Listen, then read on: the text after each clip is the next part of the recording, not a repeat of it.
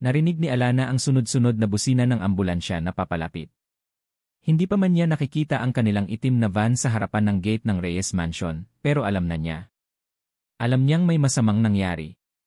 Ang kaba sa dibdib niya ay lumobo, bumara sa lalamunan niya, at pinalaki ang butas ng kanyang ilong sa bawat hirap niyang paghinga. Hindi ito pwedeng mangyari. Hindi sa kanya. Hindi sa kanila. Ana, anong nangyayari? Tanong ni Enzo, ang kanyang asawa, habang nagmamadali itong bumaba mula sa hagdan, mayroon pang tuwalya sa leeg. Kakagaling lang nito sa highway, kahit sa gitna ng matinding pagkabalisa, napansin ni Alana kung gaano kaakit-akit ang hubog ng katawan nito, ang mga braso nitong sadyang pinatigas ng pag-ehersisyo, ang perpektong buhok. Sa loob ng 5 taon ng kanilang kasal, si Enzo ang kanyang perpektong partner, ang CEO ng Reyes Textiles na itinayo ng kanyang ama, si Mang Cardo. Ang kanilang buhay ay perpekto, o akala niya. Si Papa, nauutal na sagot ni Alana, habang dahan-dahan siyang naglakad papalabas ng bahay, patungo sa gate na unti-unting bumubukas. Ang liwanag ng araw na tumatama sa mukha niya ay tila nakakapaso. Ang dilim sa puso niya ay mas matindi pa. Hindi ko siya makontak magmula pa kaninang umaga. Ang sabi ng niya, hindi raw siya nakarating sa meeting sa company. Hindi ganoon si Papa. Sumunod si Enzo sa kanya, hinawakan ang kanyang siko. Kalma lang, Ana. Siguro traffic lang, o kaya naiwan niya ang cellphone niya. Huwag kang magpanik. Ngunit sa sandaling bumukas ang gate, tumambad sa kanila ang isang pulis na may seryosong mukha, kasama ang 2 unipormadong pulis na sumusunod.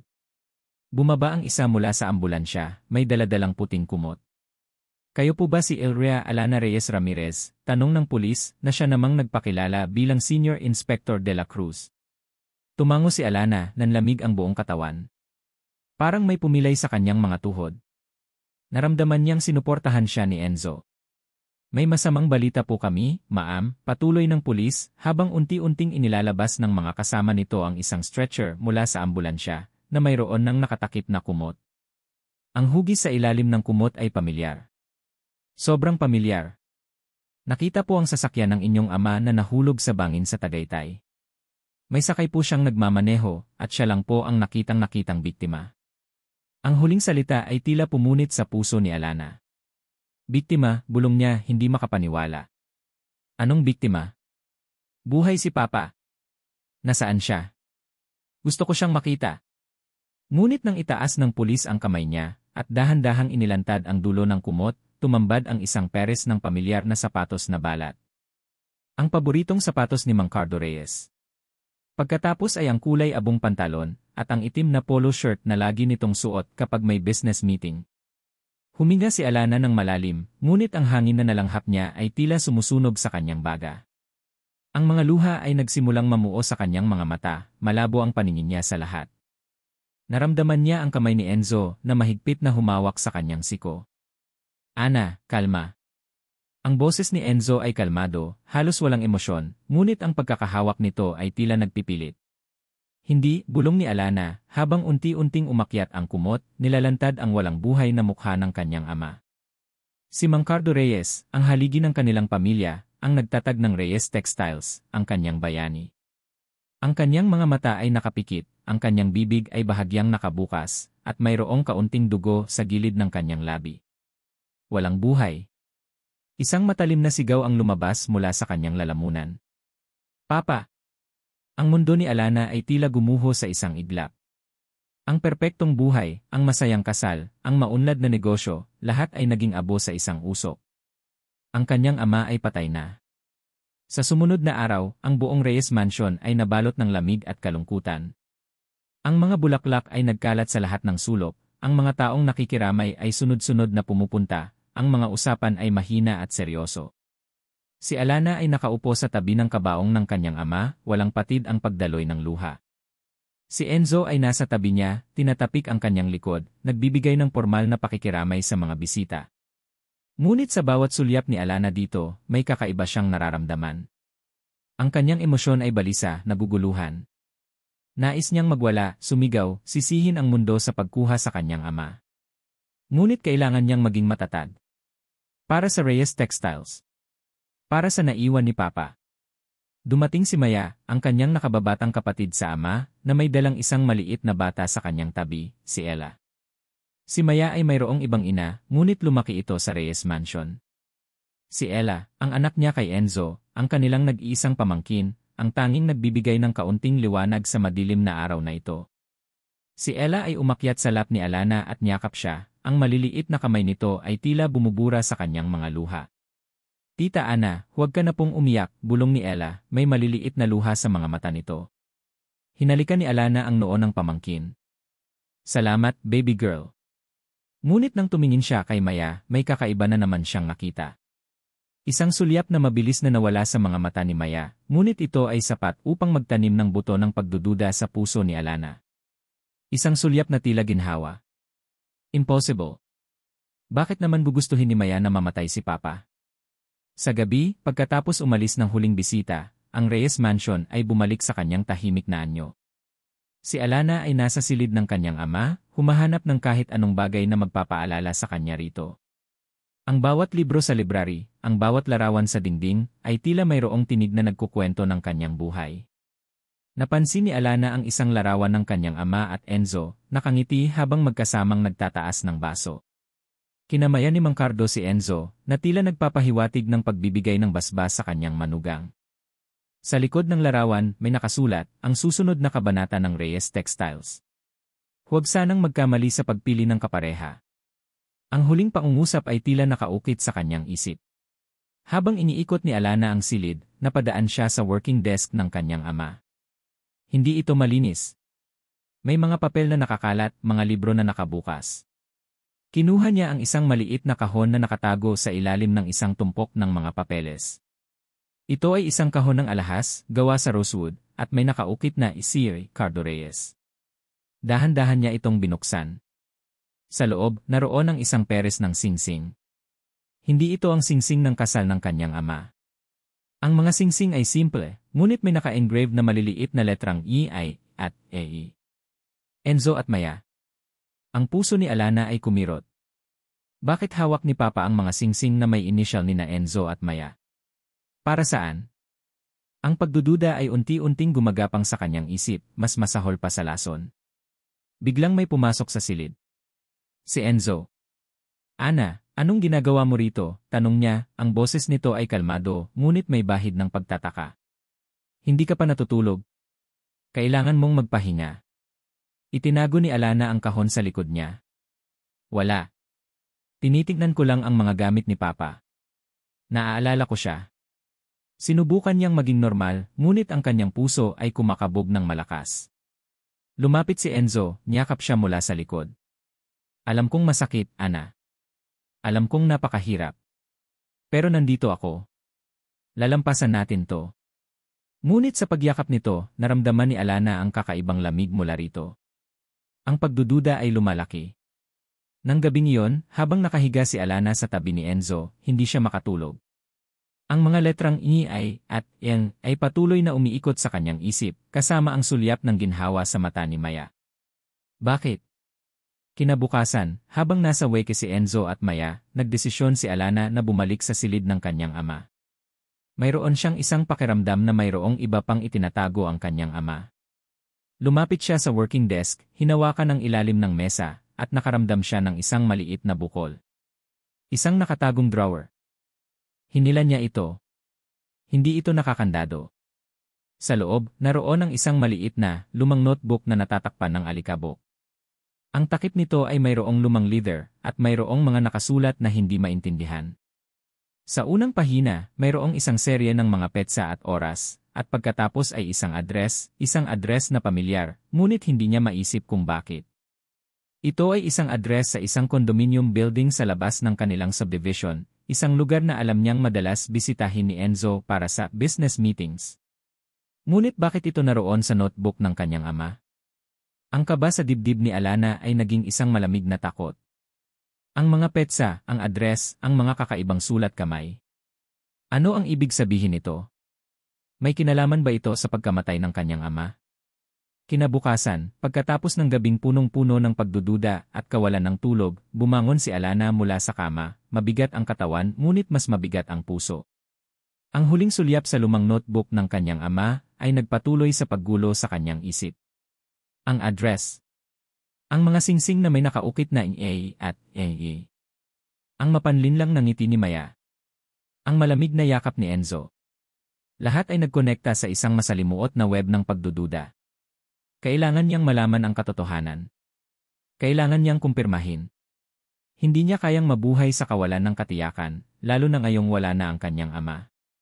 Sa hapagkainan, kalmado ang lahat. Si Enzo ay nagbabasa ng dyaryo, nakangiti habang tinitingnan si Ella na naglalaro ng kanyang almusal. Si Maya naman ay nakikipagkwentuhan sa cook, nagpapanggap na abala. Si Alana ay nagpanggap na nagbabasa ng email sa kanyang cellphone, ngunit ang totoo ay nakatutok siya sa bawat galaw ni Enzo. Napansin niya ang kakaibang pagmamadali nito na umalis pagkatapos kumain, na sinabi nitong may urgent business meeting sa labas. Mauna na ako, Ana, sabi ni Enzo, hinalikan siya sa noo, isang halik na ngayon ay tila napakalamig. Magpahinga ka lang. Ako na muna ang bahala sa company. Walang dapat ipag-alala. Ngumiti si Alana, isang pilit na ngiti na hindi umabot sa kanyang mga mata. CJ. Mag-ingat ka. Nagmamadali siyang tapusin ang almusal, binitin ang pagmamaneho ng kanyang kotse. Pagkalabas ni Enzo, sumakay din siya sa kanyang sasakyan, ang kanyang puso ay kumakabog ng malakas sa dibdib. Sinimulan niya ang makina at sinundan ang sasakyan ni Enzo mula sa malayo, pinapanatili ang sapat na distansya upang hindi siya mahalata. Ang kanyang mga kamay ay mahigpit na nakakapit sa manibela. Ang biyahe ay tila napakatagal, bawat segundo ay nagpapahirap sa kanya. Bawat kanto na nililiko ni Enzo ay nagdadagdag sa kanyang kaba. Papuntang ba ito sa address na nakasulat sa notebook ng kanyang ama? Sana hindi. Sana ay nagkakamali lang siya. Sana ay isa lamang itong masamang panaginip. Ngunit ang sasakyan ni Enzo ay tumigil sa tapat ng isang modernong condominium building sa Green Hills, eksaktong kapareho ng address sa notebook. Bumaba si Enzo mula sa sasakyan, nagmamadaling pumasok sa lobby. Nakaparada si Alana sa isang sulok, nakatago sa likod ng isang malaking puno. Ang kanyang puso ay parang gustong lumabas mula sa kanyang dibdib. Bakit siya pupunta rito kung business meeting lang? Hindi ba dapat sa opisina ng kliyente? O sa kanilang sariling office sa Reyes Textiles? Nagpakatatag si Alana. Kailangan niyang malaman. Kung nagpunta rito si Enzo para sa isang business meeting, bakit sa lugar na ito na tila ginawa para sa mga lihim na tagpuan? Bumaba si Alana mula sa kotse, naglakad patungo sa lobby. Ang seguridad sa gusali ay mahigpit, ngunit ang kanyang pangalan bilang Alana Reyes Ramirez ay nagbigay sa kanya ng madaling pagpasok. Nagkunwari siyang may nakalimutang bagay sa unit ng isang kaibigan. Binigyan siya ng direksyon sa isang unit sa ika-negatibo 10 palapag. Unit 10A. Hindi ito pamilyar. Hindi ito ang unit ng kaibigan niya. Ito ay ang unit na posibleng tinitirhan ng kung sino o kung saan madalas pumunta si Enzo. Sumakay siya sa elevator, ang kanyang paghina ay bumilis. Bawat palapag na dinaanan ng elevator ay tila nagpapabilis ng kanyang kabog ng puso. Malapit na. Nang bumukas ang pinto ng elevator sa ika-negatibo 10 palapag, tumambad sa kanya ang mahabang hallway. Ang unit 10 ay nasa dulo. Nararamdaman ni Alana ang pag-akyat ng init sa kanyang pisngi, ang panginginig ng kanyang mga kamay. Lumakad siya ng dahan-dahan, ang bawat hakbang ay tila napakabigat. Nang makalapit siya sa Unit 10, napansin niyang bahagyang nakabukas ang pinto, tila hindi ito naisarado ng maayos. Ang isang manipis na linya ng liwanag ay sumilip mula sa siwang. Narinig niya ang mahinang tunog mula sa loob. Hindi ito tunog ng business meeting. Nag-alinlangan si Alana. Dapat ba siyang kumatok? Dapat ba siyang bumalik na lamang at magpanggap na wala siyang nakita? Ngunit ang imahe ng kanyang amang walang buhay, ang mga singsing na E at L, at ang sulyap ni Maya ay nagbigay sa kanya ng lakas. Kailangan niyang malaman. Dahan-dahan, itinulak ni Alana ang pinto. Hindi niya ito binuksan ng buo, sapat lang para masilip niya ang loob. Ang nakita niya ay nagpatigil sa kanyang paghinga. Napakatahimik ng silid, maliban sa mahinang tunog ng mga pag-ungol. Ang mga kurtina ay nakasara, at ang tanging ilaw ay nanggagaling sa isang lampshade sa sulok. Ang kanyang mga mata ay nanliit sa dilim, pilit na inaaninag ang dalawang figura sa gitna ng silid. Si Enzo. At si Maya. Nakatayo sila sa gitna ng sala, halos magkadikit. Ang mga braso ni Enzo ay nakayakap sa bewang ni Maya, habang ang mga kamay ni Maya ay nakakapit sa leeg ni Enzo. Ang kanilang mga labi ay magkalapat, ang kanilang mga katawan ay magkadikit. Halos hindi niya makita ang kanilang mga mukha dahil sa posisyon nila, ngunit ang kanilang mga kilos ay sapat na upang durugin ang kanyang puso. Ang mga labi ni Enzo ay gumagapang sa leeg ni Maya at si Maya ay tumutugon sa kanya. Ang kanilang paghinga ay mabigat. Ang bawat pagdikit ng kanilang mga katawan ay tila suntok sa dibdib ni Alana. Ang sakit ay hindi mailarawan. Hindi lang ito tungkol sa panlilinlang, ito ay tungkol sa pinakamalalim na pagtataksil na maaaring maranasan ng isang tao. Ang kanyang asawa. Ang kanyang kapatid. Magkasama. Naramdaman ni Alana ang pag-akyat ng lason sa kanyang lalamunan. Gusto niyang sumigaw, magwala, durugin ang lahat. Ngunit ang kanyang katawan ay nanigas, tila pinilayan. Ang sakit ay nagpapangyari sa kanya na hindi makagalaw. Ang mga alaala ay nagsimulang magparada sa kanyang isip. Ang mga gabi na sinabi ni Enzo na late siyang uwi dahil sa trabaho. Ang mga pagbibiro ni na Enzo at Maya na tila hindi niya maintindihan. Ang mga lihim na tingin na pinagpapalitan nila sa mga family dinner. Ang lahat ay biglang nagkaroon ng kahulugan. Ang mga singsing na Kie at Nye. Ito pala ang dahilan kung bakit hawak iyon ni Papa. Nakita niya. Alam niya. Ang luha ay nagsimulang dumaloy sa kanyang mga mata, ngunit ang luha ay hindi na luha ng kalungkutan. Ito ay luha ng galit. Ng matinding galit. Ang kanyang asawa, na ipinagkatiwala niya sa lahat, ay tinataksil siya sa kanyang sariling kapatid. Ang kanyang kapatid, na inalagaan niya mula ng bata pa ito, ay walang habas na sumira sa kanyang buhay. Dahan-dahan, umatras si Alana mula sa pinto. Hindi niya kayang manatili roon. Hindi niya kayang makita pa ang pagtataksil na yon. Ang bawat paglipat ng kanyang paa ay tila isang matalim na baling na pumunit sa kanyang kaluluwa. Lumabas siya mula sa unit, naglakad ng mabilis patungo sa elevator. Hindi siya lumingon. Hindi niya kayang lumingon. Ang tanging nararamdaman niya ay ang init ng galit na bumabalot sa kanya. Nang makabalik siya sa kanyang kotse, doon na niya binitawan ang lahat. Sumigaw siya, isang tahimik na sigaw na nagpapahina sa kanyang lalamunan. Sinuntok niya ang manibela, paulit-ulit, hanggang sa mamaga ang kanyang mga kamay. Hinayaan niyang dumaloy ang mga luha, kasama ang lahat ng sakit, galit, at pagkabigo. Ang pagkamatay ng kanyang ama. Ang pagtataksil ni na Enzo at Maya. Nagkaroon ng malalim na koneksyon ang lahat. Ang kahulugan ng mga pangyayari ay mas malalim pa sa simpleng trahedya at panlilinlang. Nagkaroon ng isang malaking butas ang kanyang puso. Ngunit sa gitna ng lahat ng sakit na yon, mayroong isang bagay na lumitaw. Isang malalim na determinasyon. Hindi siya hahayaan. Hindi niya hahayaang makatakas sina Enzo at Maya sa kanilang ginawa. Para sa kanyang ama, kailangan niyang malaman ang buong katotohanan. Hindi lang ang tungkol sa pagtataksil. Kung paano namatay ang kanyang ama.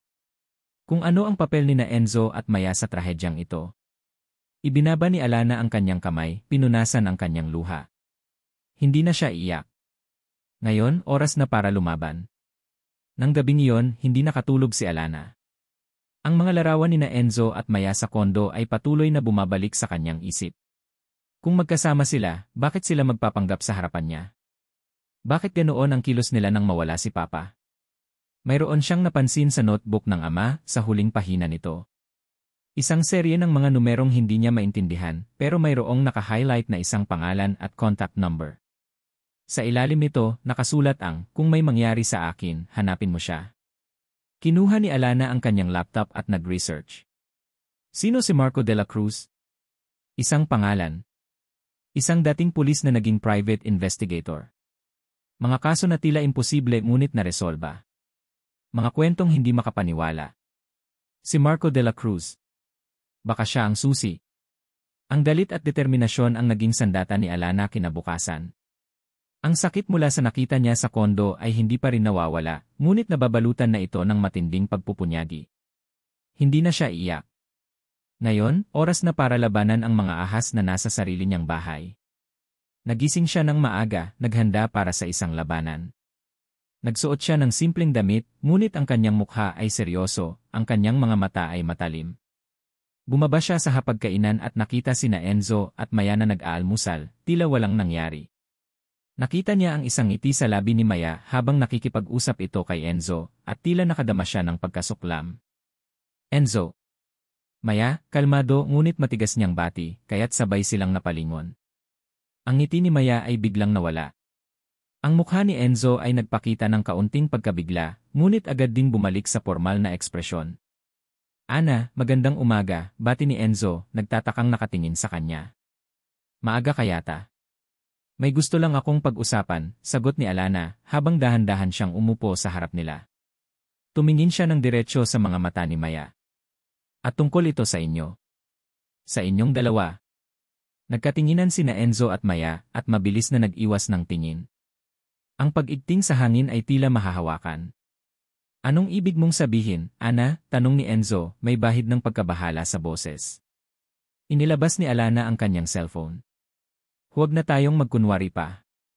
Nakita ko kayo. Sa kondo mo, Enzo. Sa unit 10.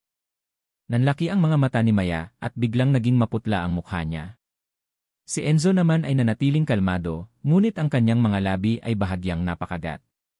Ana, ano bang pinagsasasabi mo? Sabi ni Enzo, tumayo mula sa kanyang upuan. Baka nagkakamali ka lang. O baka nagpapantasya lang ako dahil sa labis na kalungkutan, tama ba? Putol ni Alana, tumayo rin. Ang kanyang boses ay tumataas. Iyon ba ang sasabihin mo? Nasira ang ulo ko. Naguni-guni lang ang nakita ko. Ana, pakinggan mo ako, sabi ni Maya, lumapit kay Alana, may bahid ng luha sa kanyang mga mata. Sister, hindi mo naintindihan.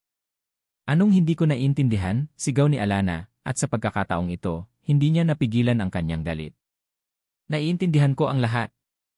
Naiintindihan ko na niloloko ninyo ako sa ilalim ng sarili kong bubong. Naiintindihan ko na ang asawa ko at ang kapatid ko ay magkasama. Naiintindihan ko na ang mga singsing na may inisyal na E at E ay nasa kwarto ni Papa. Naiintindihan ko ang mga lihim na tingin niyo sa burol niya. Anong hindi ko naintindihan, Maya? Niyakap ni Maya si Alana, umiiyak. Patawarin mo kami, sister. Totoo, nagkamali kami. Nagkamali ako. Pero, hindi, sabi ni Alana, itinulak si Maya. Huwag kang magkunwari. Ang sakit na naramdaman ko ngayon ay mas masahol pa sa sakit ng mawala si Papa. Hindi lang ito tungkol sa inyong dalawa. May kinalaman ba kayo sa pagkamatay niya? Napanganga si Maya at biglang nanigas ang katawan. Tumingin ito kay Enzo na ngayon ay seryoso na ang mukha. Ana, huwag mong sabihin yan, sabi ni Enzo, ang boses nito ay matigas. Ang pagkawala ni Mang Cardo ay isang trahedya. Wala kaming kinalaman doon. Nagkakamali ka ng iniisip. Talaga? Tanong ni Alana, sarkastiko. Kung ganon, bakit mo tinatago sa akin ang mga financial records ng Reyes Textiles? Bakit biglang naglaho ang ilang files sa computer ni Papa? Bakit ang hirap kong ma-access ang mga bank account ng kumpanya? May itinatago kayo. Naglakad si Enzo palapit, ang kanyang mga mata ay nanlilisik.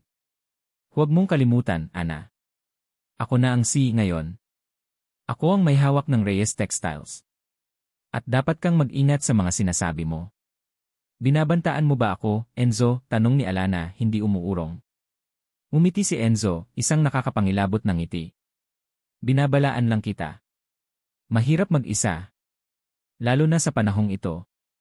Baka mas lalo ka lang masaktan kung ipipilit mo ang mga akusasyong iyan.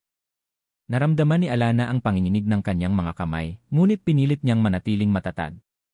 Ang pagtataksil na nakita niya sa mga mata ni na Enzo at Maya ay sapat na para bigyan siya ng lakas. Wala siyang pwedeng asahan mula sa kanila. Sa sumunod na mga araw, naramdaman ni Alana ang pagbabago sa buong bahay. Ang mga empleyado ay tila umiiwas sa kanya. Ang mga kaibigan ay tila nagiging mailap. Si Enzo ay laging abala sa opisina, at si Maya ay madalas nakasama si Ella, tila nagpapanggap na sila ang perpektong ina at anak. Tinangka ni Alana na puntahan ang opisina ng kanyang ama sa Reyes Textiles, ngunit hinarang siya ng security. Ma'am, may instruction po si Sir Enzo. Hindi po kayo pwedeng pumasok sa opisina ni Sir Cardo. Kailangan niyo po ng pahintulot niya. Ang galit ni Alana ay kumulo. Sinusubukan siya ni Enzo. Sinusubukan siya nitong paikutin. Ngunit hindi siya susuko. Umuwi siya, ang puso ay nag-aalab. Kailangan niya ng tulong. Kailangan niya ng isang tao na mapagkakatiwalaan niya. At ang pangalan na nasa notebook ng kanyang ama ay patuloy na bumabalik sa kanyang isip, Marco de la Cruz. Nag-book siya ng appointment kinabukasan, gamit ang isang peking pangalan. Ayaw niyang malaman ni na Enzo at maya na may sinasabi siya sa labas. Ang opisina ni Marco de la Cruz ay nasa isang tahimik na sulok ng Makati, malayo sa mga matataas na gusali. Ang loob ay malinis, organisado, ngunit may pakiramdam ng isang taong seryoso sa kanyang trabaho. Ang mga sertipiko at pagkilala ay nakasabit sa dingding, nagpapakita ng kanyang mga nagawa bilang isang dating pulis at ngayon ay pribadong investigador. Umupo si Alana sa harap ng isang seryoso, matikas na lalaki. Si Marco de la Cruz. Ang kanyang mukha ay hindi nagpapakita ng anumang emosyon, ang kanyang mga mata ay matalim, tila nakikita ang lahat. Emma Ramirez, sabi ni Marco, ang kanyang boses ay kalmado at direktang. Ano ang maipaglilingkod ko sa inyo? Hindi sinagot ni Alana ang kanyang tanong, sa halip ay diretsyo siyang nagtanong. Kilala niyo ba si Mang Cardo Reyes? Napansin ni Marco ang kaunting pagbabago sa kanyang ekspresyon. Ang ama niyo. Nakikiramay ako sa inyong pagkawala. Salamat, sabi ni Alana. Narito ako dahil sa kanya. Hindi ako naniniwala na aksidente lang ang pagkamatay niya. At kailangan ko ng tulong niyo para malaman ang totoo. Napansin ni Marco ang pagbabago sa kanyang boses, ang sakit, ang determinasyon. Ang pulisya na ang humahawak sa kaso ng inyong ama, Emma Ramirez. Hindi sapat ang ginagawa nila, putol ni Alana. Maraming tanong ang hindi nasasagot. At ang asawa ko, si Enzo Ramirez, at ang kapatid ko, si Maya Reyes, ay may kinalaman dito. Alam kong masama ang ginawa nila. Nakita ko silang dalawa. Inilabas ni Alana ang maliit na notebook ng kanyang ama. Nakita ko ito sa opisina ng aking ama. May nakasulat na address dito, kung saan nakita kong magkasama sina Enzo at Maya. At may nakasulat na pangalan nyo dito. Alam kong may kinalaman kayo sa mga lihim ng aking ama.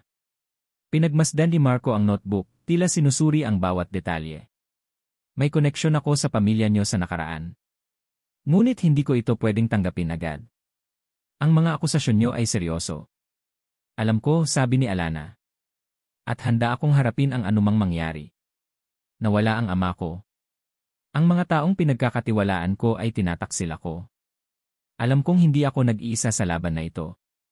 Handang akong bayaran ang anumang halaga, Emma de la Cruz. Kailangan ko ng katarungan para sa aking ama. Nakita ni Marco ang matinding sakit sa mga mata ni Alana, ngunit nakita rin niya ang apoy. Ang determinasyon na hindi bibigay. Mahirap maniwala sa simula, ngunit ang kanyang pagiging diretsyo at ang mga ebidensya na inilabas niya, lalo na ang notebook ng kanyang ama, ay nagbigay sa kanya ng sapat na basehan para maging seryoso. Humigpit ang labi ni Marco. Magiging mahirap ito, Emma Reyes. Maraming sikreto sa likod ng pamilya niyo. At maaaring masaktan kayo ng labis sa mga malalaman niyo. Wala na akong pwedeng mawala, sagot ni Alana, matigas ang boses. Handa akong harapin ang lahat. Basta malaman ko ang totoo. Huminga ng malalim si Marco. CJ. Tatanggapin ko ang kaso niyo. Ngunit may mga tuntunin. Kailangan niyo akong sundin. At kailangan nating maging maingat. Walang pwedeng makakaalam sa iniimbestiga natin, lalo na sina Emma Ramirez at Emma Reyes. Huwag kang magtiwala sa kahit sino sa loob ng bahay niyo. Hindi mo alam kung sino ang kalaban mo. Biglang nakaramdam si Alana ng kaunting ginhawa. Hindi na siya nag-iisa. Salamat, bulong niya. Binigyan siya ni Marco ng isang listahan ng mga bagay na kailangan niyang kolektahin. Kailangan natin ng mga financial statements ng Reyes Textiles, mga dokumento ng kumpanya, at kung mayroon kayong mga personal na gamit ng inyong ama na hindi pa ninyo nakukuha mula sa pulisya, tulad ng cellphone o iba pa. At lalo na ang mga security footage sa loob at labas ng bahay nyo. Simula ngayon, Emma Reyes, magiging maingat ka. Tandaan mo, ang bawat galaw mo ay posibleng binabantayan. Marco de la Cruz. Ang maliit na coffee shop sa kanto ay halos walang tao, perpekto para sa usapan na kailangan nilang gawin. Nakaupo si Marco de la Cruz sa isang sulok, ang kanyang mga mata ay matalim na pinagmamasdan ang bawat taong pumapasok. Hindi niya gustong may makarinig sa mga pag-uusapan nila. Sa harap niya, nakapatong sa mesa ang isang folder ng mga dokumento at printouts. Ito ang mga unang ebidensya na kanyang nakalap. Pumasok si Alana, nakasuot ng simpleng damit, ang mga mata nito ay may bahid pa rin ng pagod ngunit nagtatago ng matinding apoy. Naupo siya sa tapat ni Marco, ang kanyang tingin ay diretsyo sa folder. Ano po ang nakita nyo, Yemer de la Cruz? Tanong ni Alana, ang boses nito ay mahina ngunit may matinding pagkabalisa. Binuksan ni Marco ang folder. Hindi ito maganda, na Reyes. Sinimulan kong halughugin ang mga pampublikong record, mga transaksyon ng Reyes Textiles, at maging ang mga personal na bank records ni Enzo Ramirez na hindi naman mahirap makuha para sa isang taong may koneksyon. Inilahad niya ang ilang printouts. Ayon sa mga preliminary findings, malaking halaga ng pera ang nawawala sa Reyes Textiles sa nakalipas na 2 taon. Hindi ito ordinaryong corporate pilferage. Ang mga pera ay dumadaan sa iba't ibang shell corporations bago tuluyang mawala.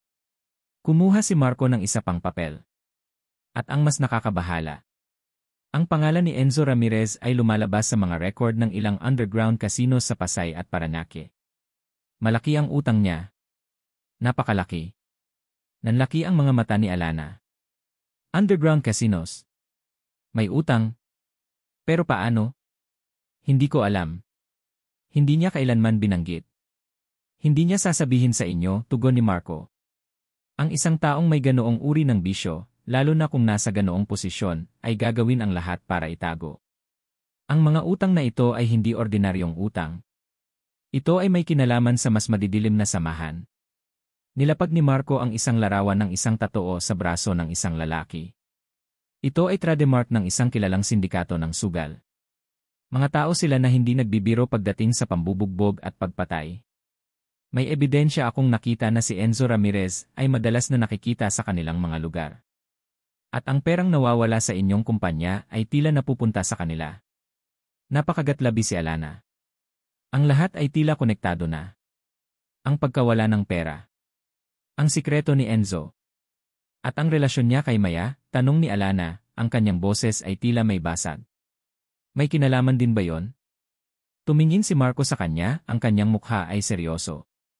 Emma Reyes, ang isang taong desperado ay gagawin ang lahat. Kung mayroon siyang utang na malaki, at nakita niyang may koneksyon si Maya sa inyong ama, at lalo na sa Reyes Textiles, posibleng ginamit niya si Maya. O ginamit nila ang isa't isa. Ang motibo ay pera. Kapangyarihan. Nangangahulugan ba ito na si Papa namatay dahil dito? Tanong ni Alana, ang kanyang boses ay nanginginig.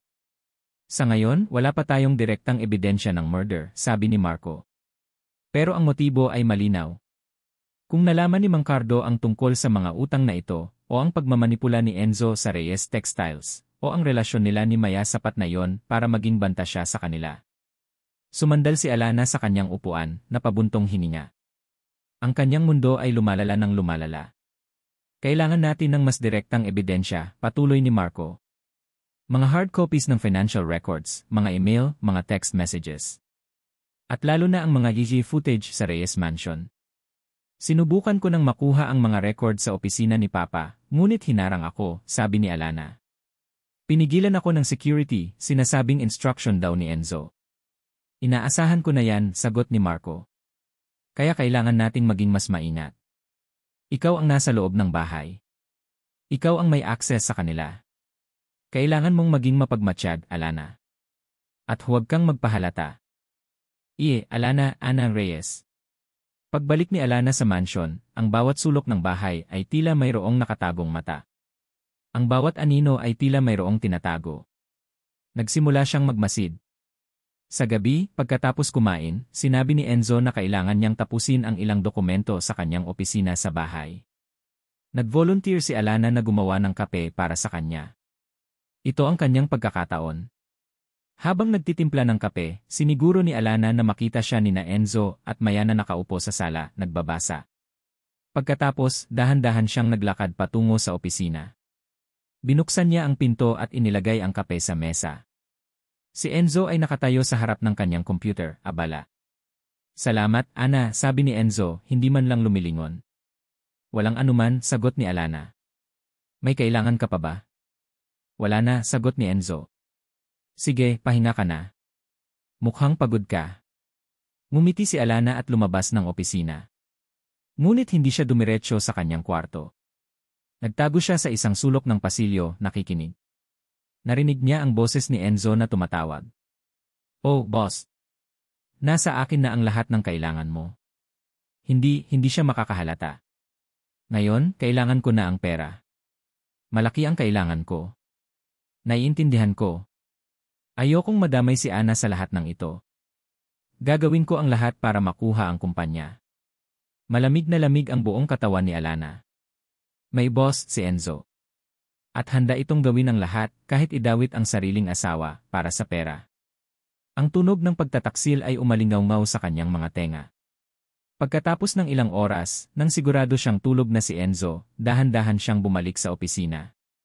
Nandoon pa rin ang kape ni Enzo, halos hindi nagalaw. Maingat niyang binuksan ang laptop ni Enzo. Hindi ito naka-password. Ang kanyang paghina ay bumilis.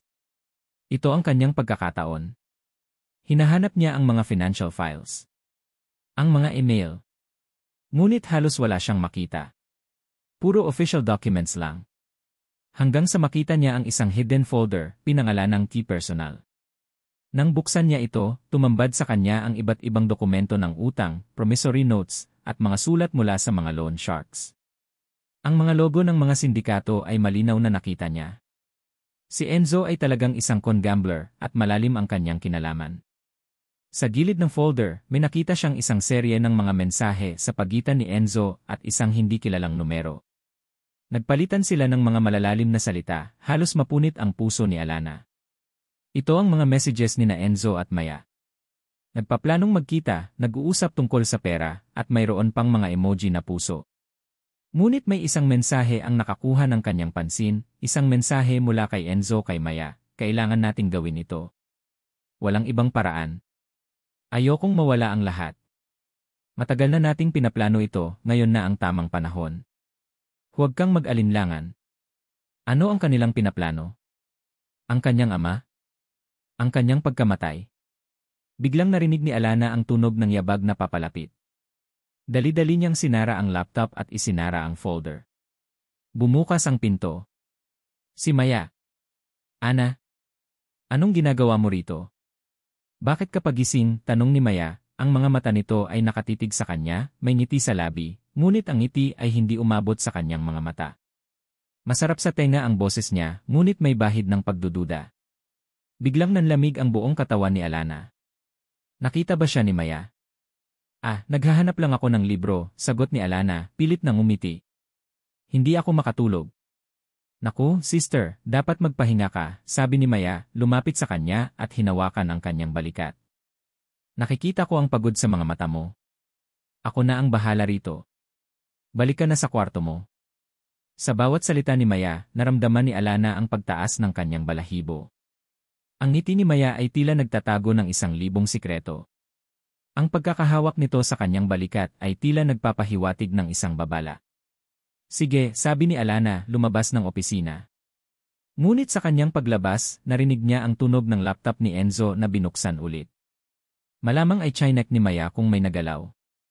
Sa sumunod na araw, habang sinasabi ni Alana kay Marco ang kanyang mga nakita at narinig, pinagsama nila ang mga piraso ng puzzle. Ang mga utang ni Enzo. Ang koneksyon niya sa mga sindikato. Ang relasyon nila ni Maya. Ang lahat ay bumubuo ng isang masalimuot na plano. "Kailangan natin ang CC footage," sabi ni Alana. "Ang bahay natin ay puno ng kamera. Kung may nangyari kay Papa dito sa bahay, nandoon ang ebidensya." "Tama," sagot ni Marco. Ngunit malamang ay binura na nila ang lahat. "Kailangan natin ng forensic expert para ma-recover ang data. Maghanap ako ng paraan para makuha ang access sa server ng bahay niyo." Mahirap ito, lalo na kung alam na nilang may nag-imbestiga. Biglang nagring ang cellphone ni Marco. Isang unknown number. Nag-alinlangan si Marco, ngunit sinagot niya ito. "Hello." Narinig ni Alana ang mahinang boses sa kabilang linya. "Lemmer de la Cruz. Alam kong hinahanap niyo ang katotohanan.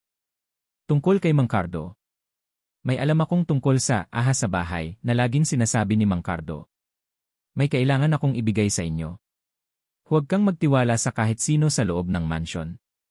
Hindi nyo alam kung gaano sila kadelikado. Sino ka? Tanong ni Marco, ang kanyang boses ay seryoso. Isang dating empleyado ni Mang Cardo.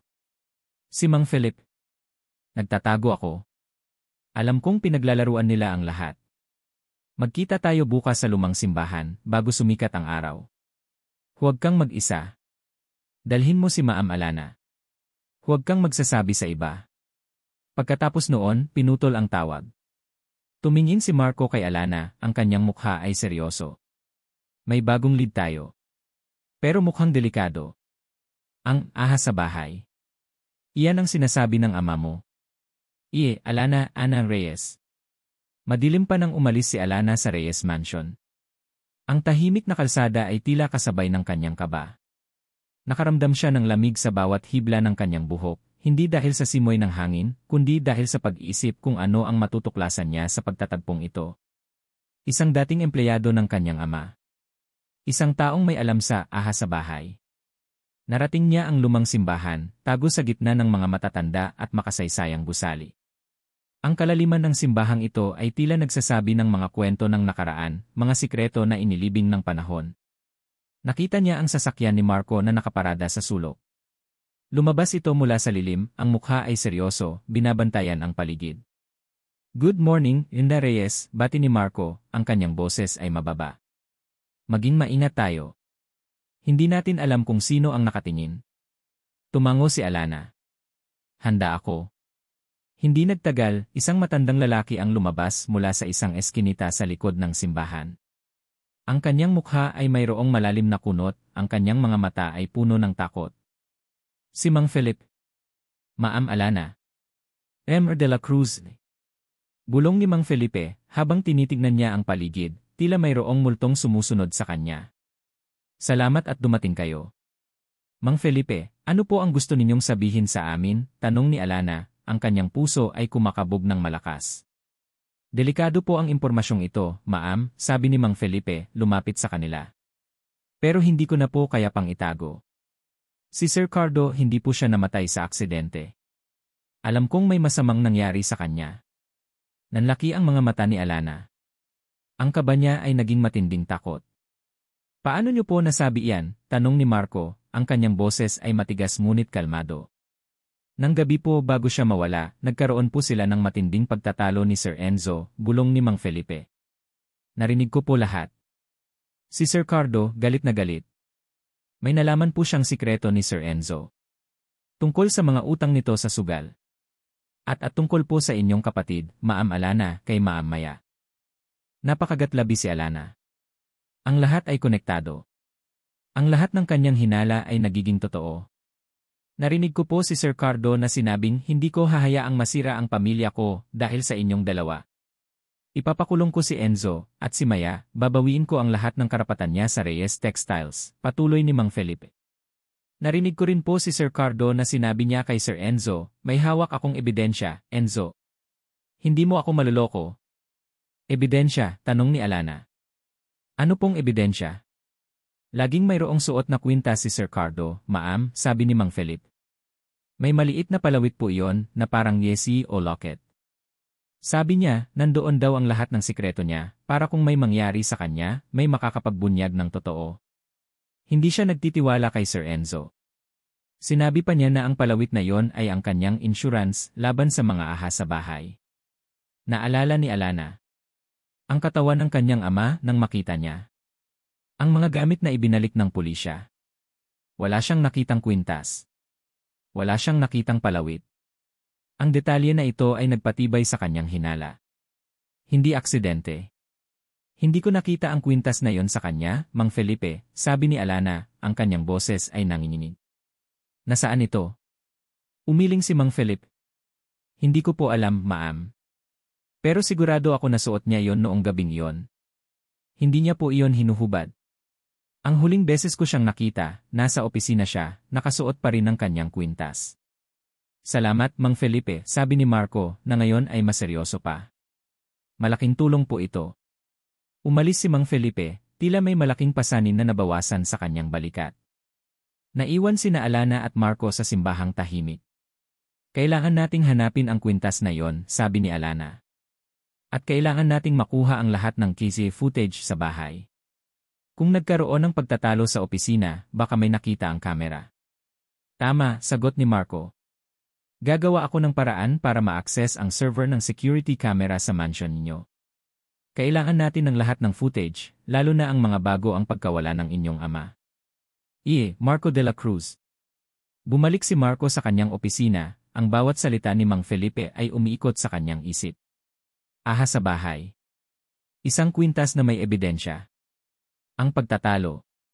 Sinimulan niya ang kanyang trabaho. Ang pag-access sa Reyes Mansion security system ay hindi madali. Kilalang-kilala ang security system ng Reyes Textiles at ng kanilang mansion.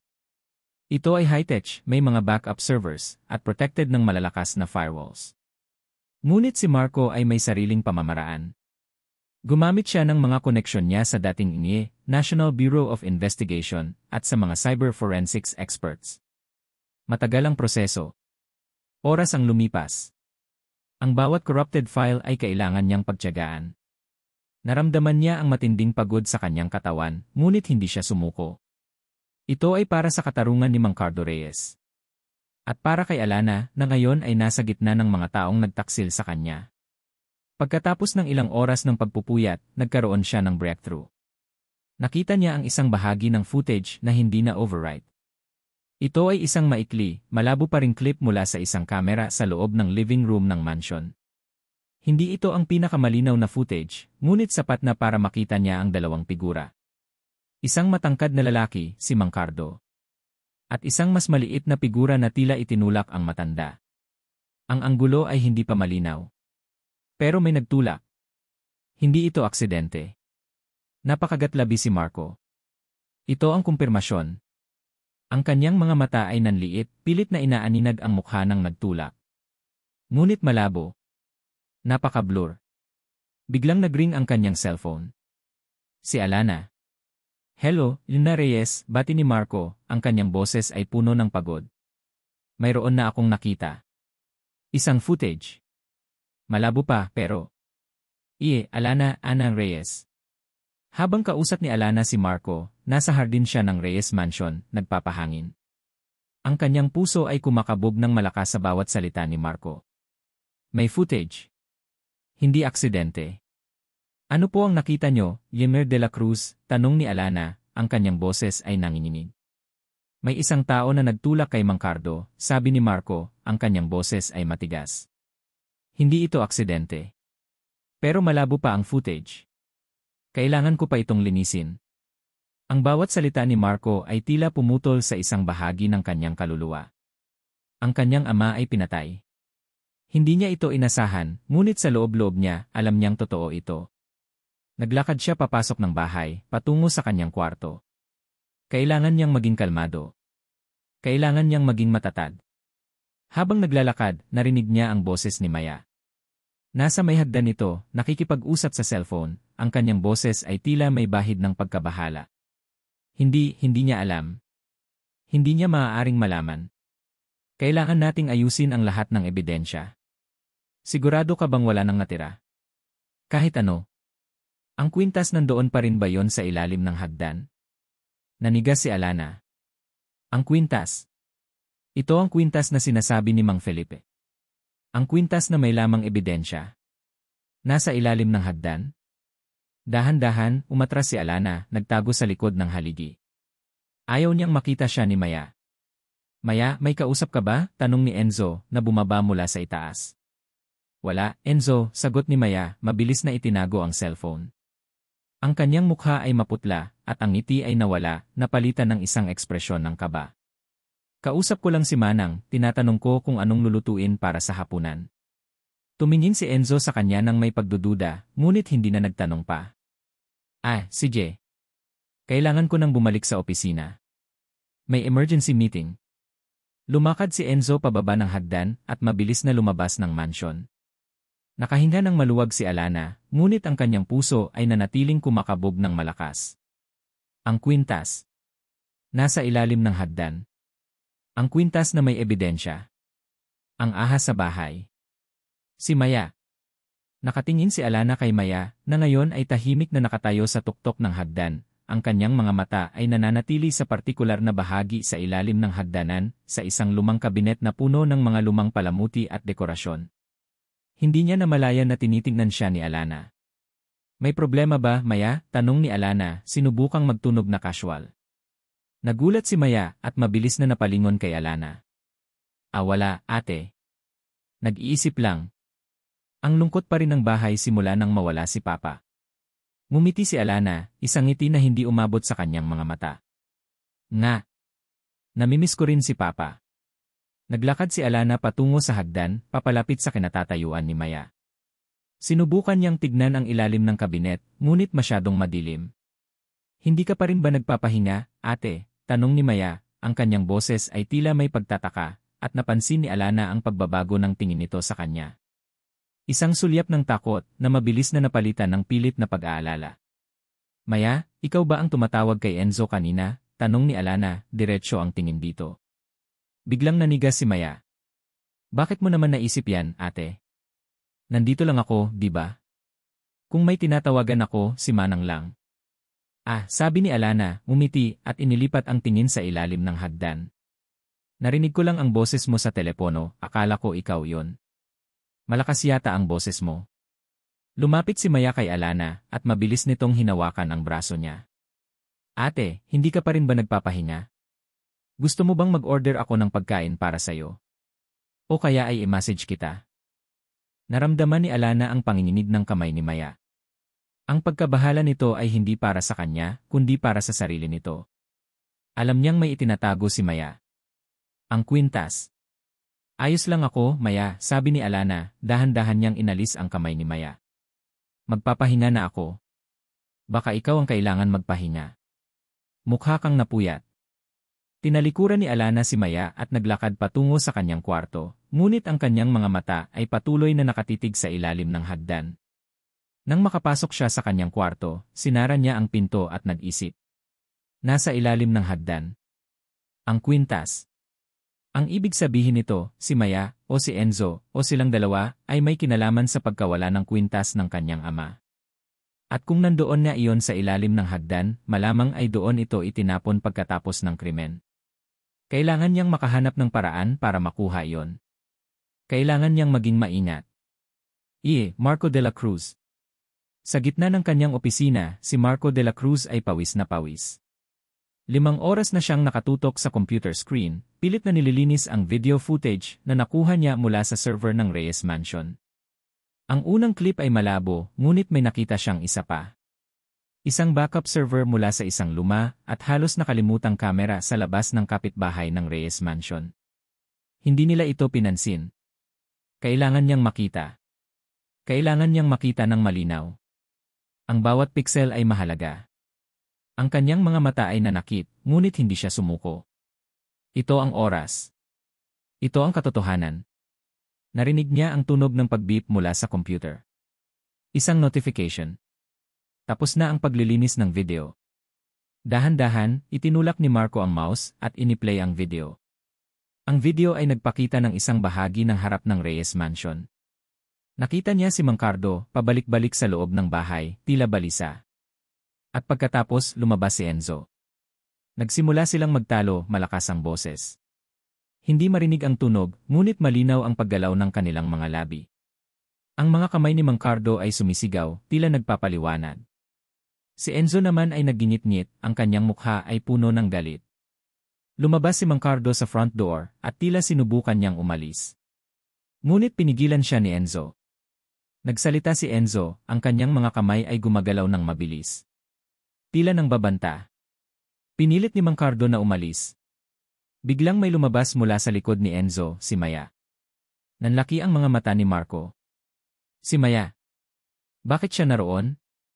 Ang video ay bahagyang malabo dahil sa paggalaw, ngunit sapat na para makita niya ang sunod na nangyari.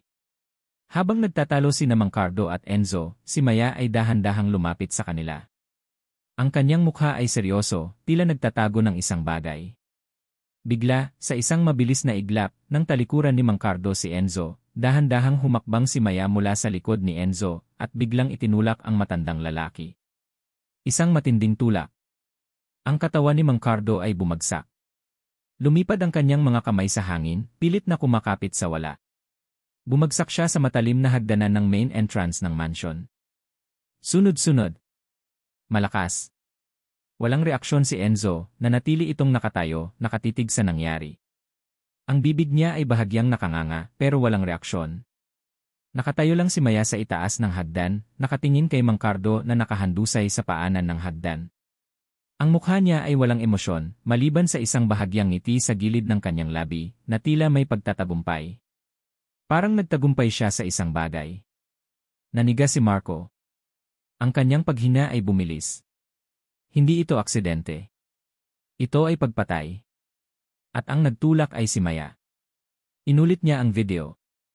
Paulit-ulit. Upang siguraduhin. Upang malinawan. Walang duda. Si Maya. Ang kapatid ni Alana. Ang nanay ni Ella. Siya ang direktang nagtulak kay Mang Cardo. At si Enzo, ang asawa ni Alana, ay naroroon, nakita ang lahat, ngunit walang ginawa. Walang pagtatangka na pigilan. Walang pagtatangka na tumulong. Ang galit ay bumalot kay Marco. Ang ganitong antas ng panlilinlang at karahasan ay bihira. Ang lalaki ay namatay sa kamay ng kanyang sariling dugo at sa harap ng kanyang manugang. Ito ang dahilan kung bakit nagtatago si Mang Felipe. Ito ang ahas sa bahay. Higit pa sa isang affair. Ito ay isang planadong pagpatay. Huminga si Marco ng malalim, pilit na pinapakalma ang kanyang sarili. Kailangan niyang tawagan si Alana. Kailangan niyang sabihin sa kanya ang totoo. Ngunit paano? Paano niya sasabihin ang isang bagay na sisira sa kanyang mundo, sa pangalawang pagkakataon? Ang kanyang asawa at ang kanyang kapatid ang pumatay sa kanyang ama. Ang katotohanan ay malupit. Dinukot ni Marco ang kanyang telepono, ang kanyang kamay ay nanginginig. Kailangan niyang maging matatag. Para kay Alana. At para sa katarungan ni Mang Cardo. Nag-dial siya ng numero ni Alana. Tumulog ito ng 2 beses. Hello, Yemer de la Cruz, sagot ni Alana, ang kanyang boses ay tila pagod ngunit may bahid ng pag-asa. May balita na po ba kayo? Napakagatlabi si Marco. Ang kanyang lalamunan ay tila bumara. Hindi niya alam kung saan magsisimula. Alana, sabi ni Marco, ang kanyang boses ay bahagyang nanginginig sa matinding emosyon na kanyang nararamdaman. Kailangan mong pumunta dito. Ngayon na. May nakita ako sa footage. Hindi ito aksidente. At ang nakita ko. Alana, ito ay mas masahol pa sa iniisip mo. Ang katahimikan sa kabilang linya ay tila tumagal ng habambuhay. Naramdaman ni Marco ang kaba ni Alana sa kabilang dulo. Ano po iyon, Yemer de la Cruz? Tanong ni Alana, ang kanyang boses ay halos hindi na marinig. Ano po ang nakita nyo? Alana, hindi ko ito pwedeng sabihin sa telepono, sabi ni Marco, ang kanyang boses ay seryoso. Kailangan mong makita mismo. Ngayon na. Dumating ka rito sa lalong madaling panahon. Mag-isa ka. Walang pwedeng makaalam sa pagpunta mo rito. Walang sinuman. Pinutol ni Marco ang tawag. Nanatili siyang nakatitig sa computer screen, sa nakakapangilabot na larawan ni Maya na nakatayo sa itaas ng hagdan, habang si Mang Cardo ay nakahandusay sa ibaba. Ang katotohanan ay lumabas na. Ngayon, ang labanan ay magsisimula na. At alam niya na hindi na babalik sa dati ang buhay ni Alana Reyes. Alana Ana Reyes. Ang biyahe patungo sa opisina ni Marco de la Cruz ay tila walang katapusan. Ang bawat metro na nalalampasan ng kanyang sasakyan ay tila nagpapabilis sa tibok ng kanyang puso. Mas masahol pa sa iniisip mo. Ang mga salitang iyon ni Marco ay patuloy na umalingaw sa kanyang isip, mas masahol pa sa pinakapangit na bangungot. Kung ang nakita niya sa kondo ni na Enzo at Maya ay sapat na upang durugin ang kanyang puso, ano pa kaya ang matutuklasan niya ngayon? Nakarating siya sa opisina ni Marco at mabilis siyang pumasok.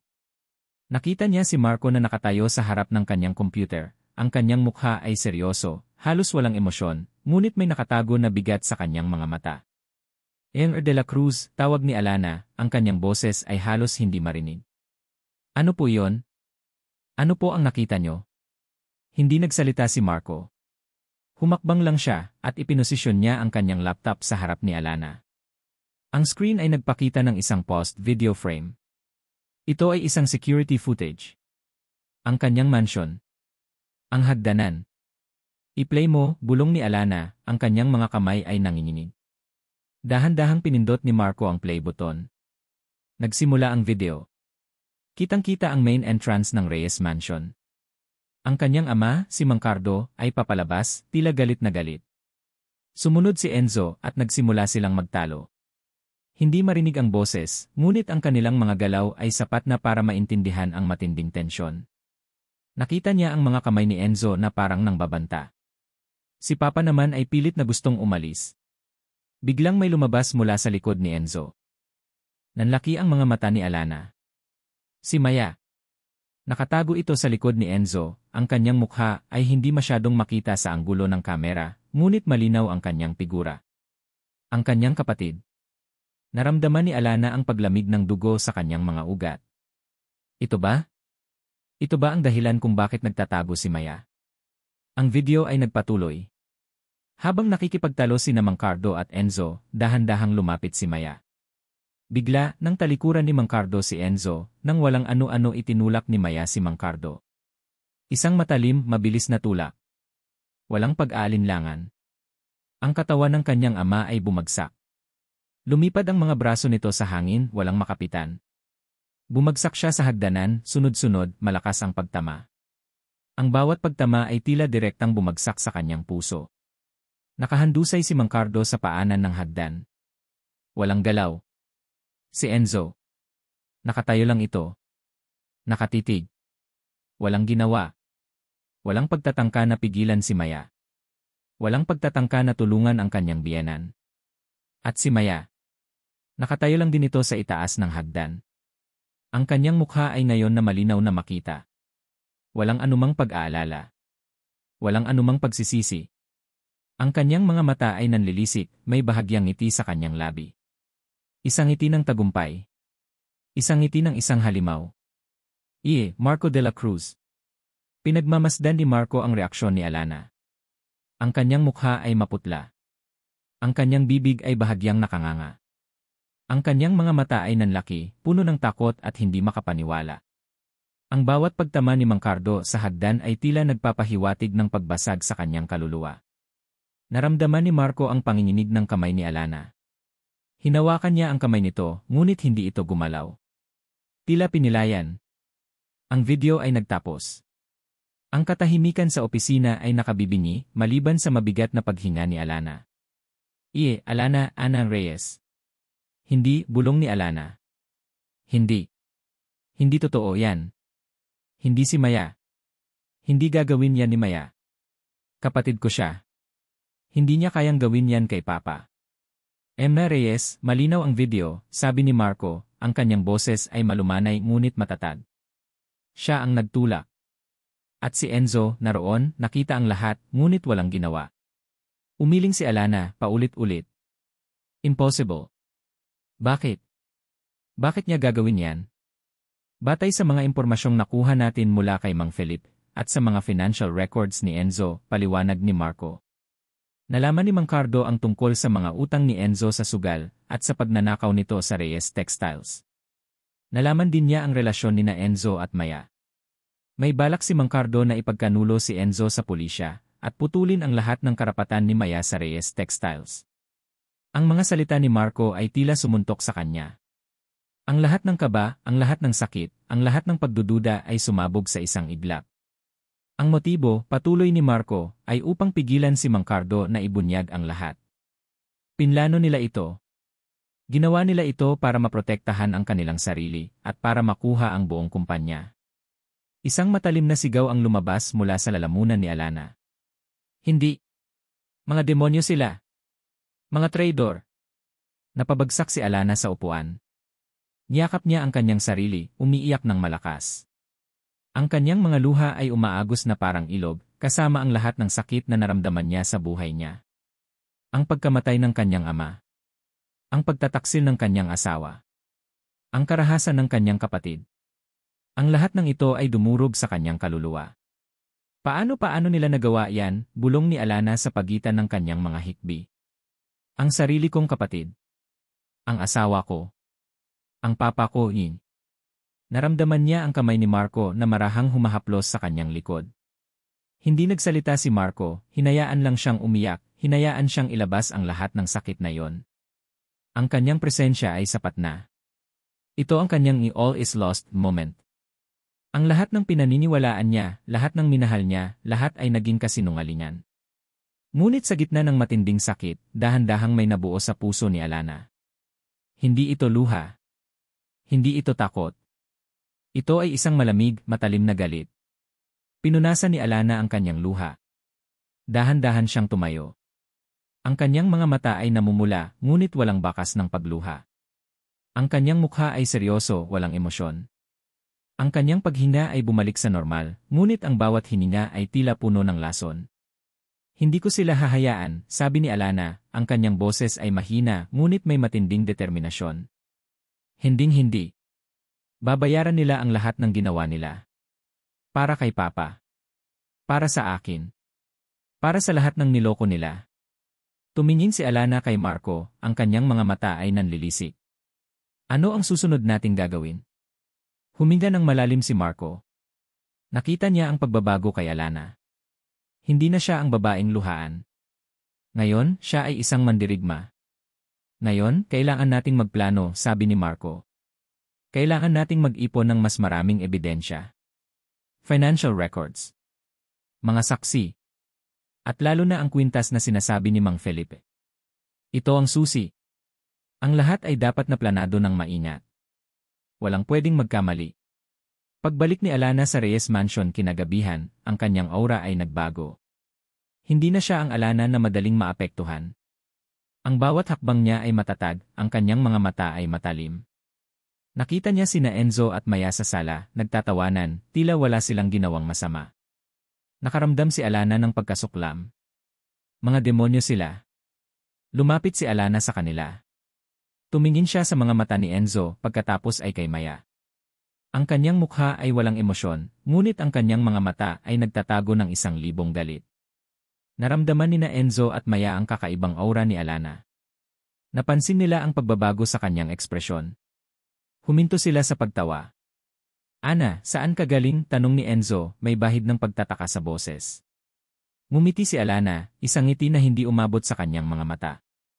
Isang malamig, nakakapangilabot na ngiti. Nagmuni-muni lang, sagot ni Alana. Marami akong natutunan. Tungkol sa mga tao. Tungkol sa mga sikreto. Nagkatinginan sina Enzo at Maya, ang kanilang mga mukha ay biglang nagpakita ng kaba.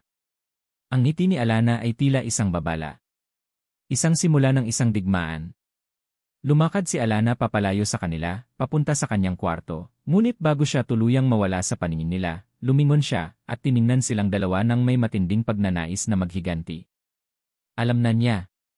At babayaran nila ang lahat. Alana, Ana Reyes.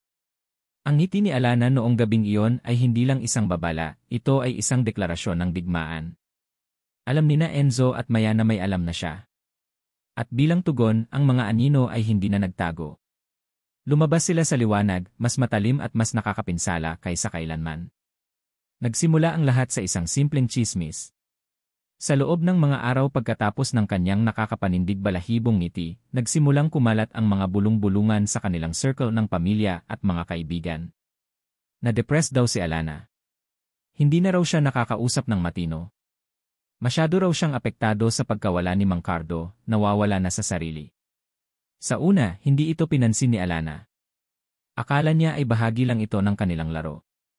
Ngunit nang magsimulang mag-iwas sa kanya ang mga dati niyang kaibigan, ang mga taong katuwang niya sa trabaho, doon niya naramdaman ang bigat. Ang isang tawag mula sa kanyang tita Clara, na dating malapit sa kanya, ay nagpakumpirma ng kanyang takot. Ana, anak, kumusta ka? Ang boses ni Tita Clara ay puno ng pag-aalala, ngunit mayroon ding bahid ng pagdududa. Okay ka lang ba talaga? May naririnig kaming balita. Kailangan mo ng tulong, Ana. Nandito kami para sa'yo. Napakagatlabi si Alana. Tita, ayos lang ako. Hindi ako baliw. May mga tao lang na gustong sirain ako. Pero, Ana, patuloy ni Tita Clara, may mga nagpapakalat na kakaiba ka raw, na lagi kang nakikipagtalo kay Enzo at Maya. Nag-aalala kami sa'yo. Ibinaba ni Alana ang telepono. Ang sakit ay kumakalat sa kanyang dibdib. Pilit niyang pinipigilan ang luha. Hindi siya iyak. Ngunit ang pag-iisa ay tila isang malamig na kumot na bumabalot sa kanya. Unti-unti siyang inilalayo ni na Enzo at maya sa lahat ng mga taong malapit sa kanya. Ang Reyes Mansion, na dating puno ng buhay at tawanan, ay naging isang malamig at malungkot na bilangguan. Isang hapon, habang nag-email si Alana sa kanyang opisina sa bahay, may kumatok.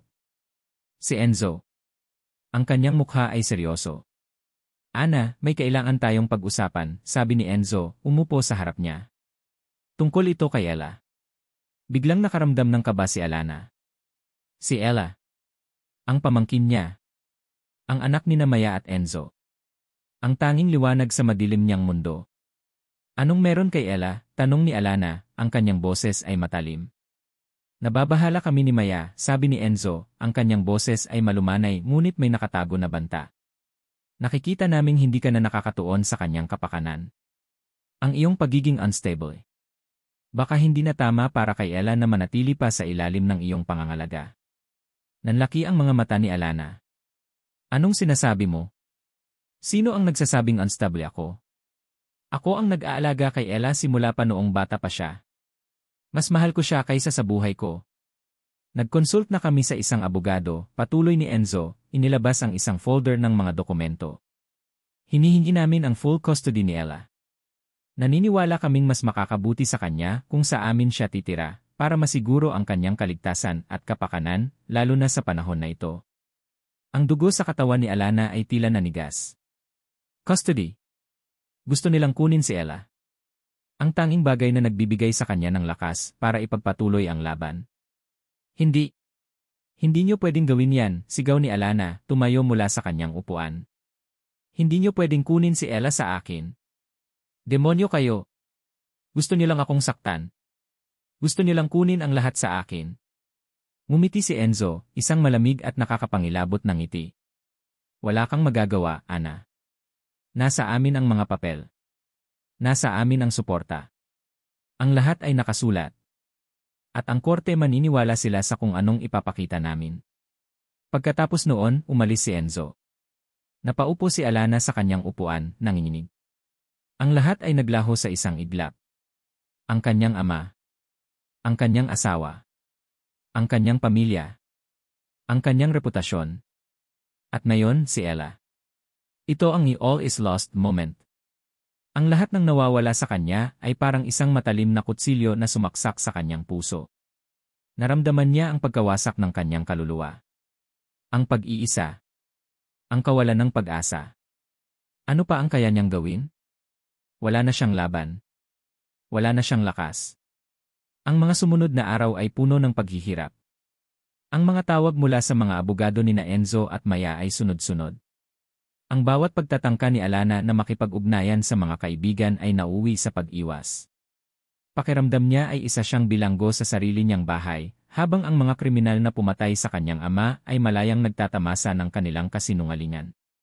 Isang gabi, habang umiiyak si Alana sa kanyang kwarto, may kumatok. Si Marco.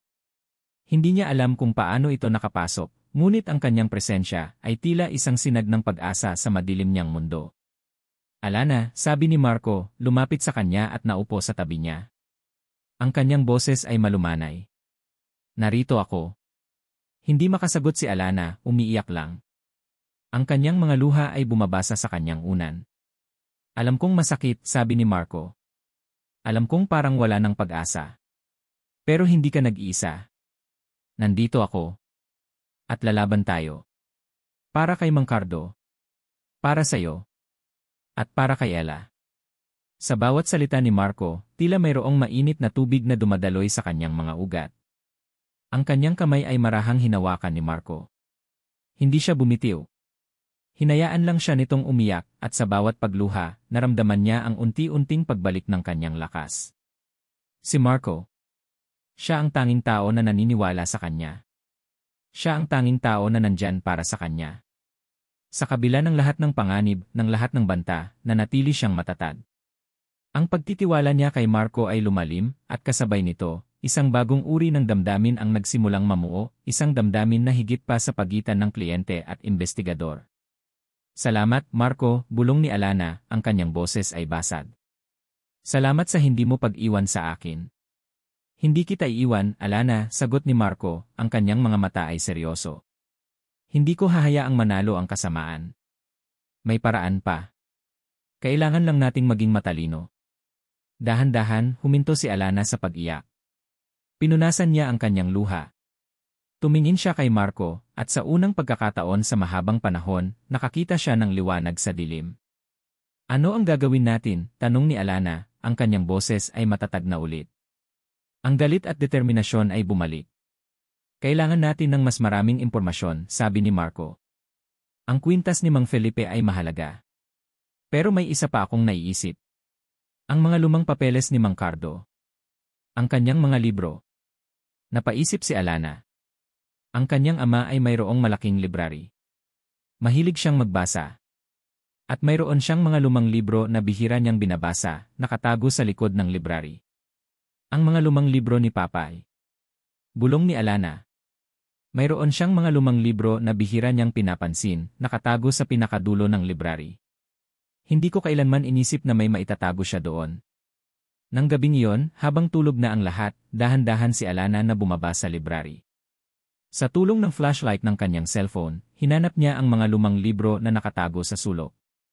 Ang mga libro ay puno ng alikabok, tila matagal nang hindi nagagalaw. Isa-isa niyang tiningnan ang mga libro. Ang bawat pahina, ang bawat takip. Wala.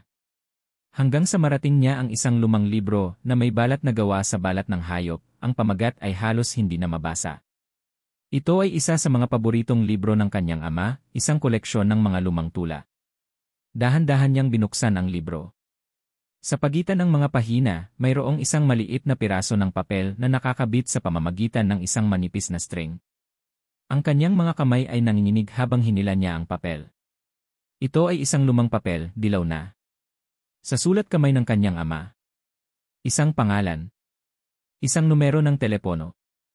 At sa ilalim, may nakasulat, kung may mangyari sa akin, hanapin mo siya. Nanlaki ang mga mata ni Alana. Sino ito? Sino ang taong ito na kailangan niyang hanapin? Ito ba ang susi sa lahat? Ito ba ang magbubunyag sa mas malalim na sikreto ng kanyang pamilya?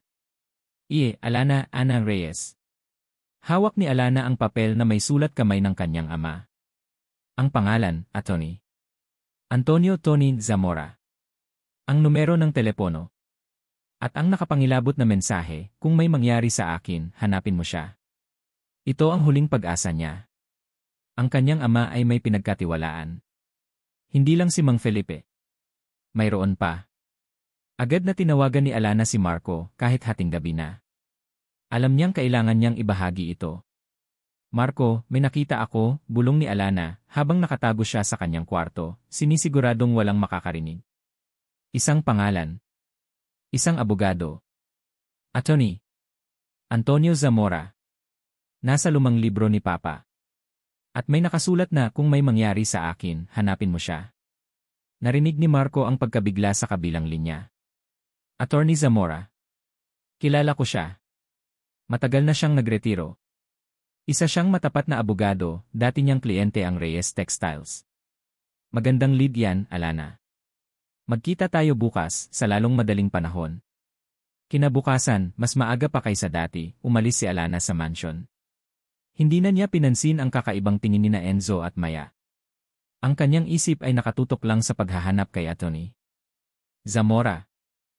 Nagkita sila ni Marco sa isang maliit na restaurant sa labas ng syudad. Pinuntahan nila ang dating opisina ni Atty. Zamora, at nalaman nilang lumipat na ito sa isang tahimik na lugar sa probinsya, nagretiro at nagpapahinga. Marco de la Cruz. Matapos ang 2 oras na biyahe, narating nila ang bahay ni Atty. Zamora, isang simple ngunit eleganteng bahay na napapalibutan ng mga puno. Sinalubong sila ng matandang abogado, ang kanyang mukha ay puno ng kunot, ngunit ang kanyang mga mata ay matatalim pa rin.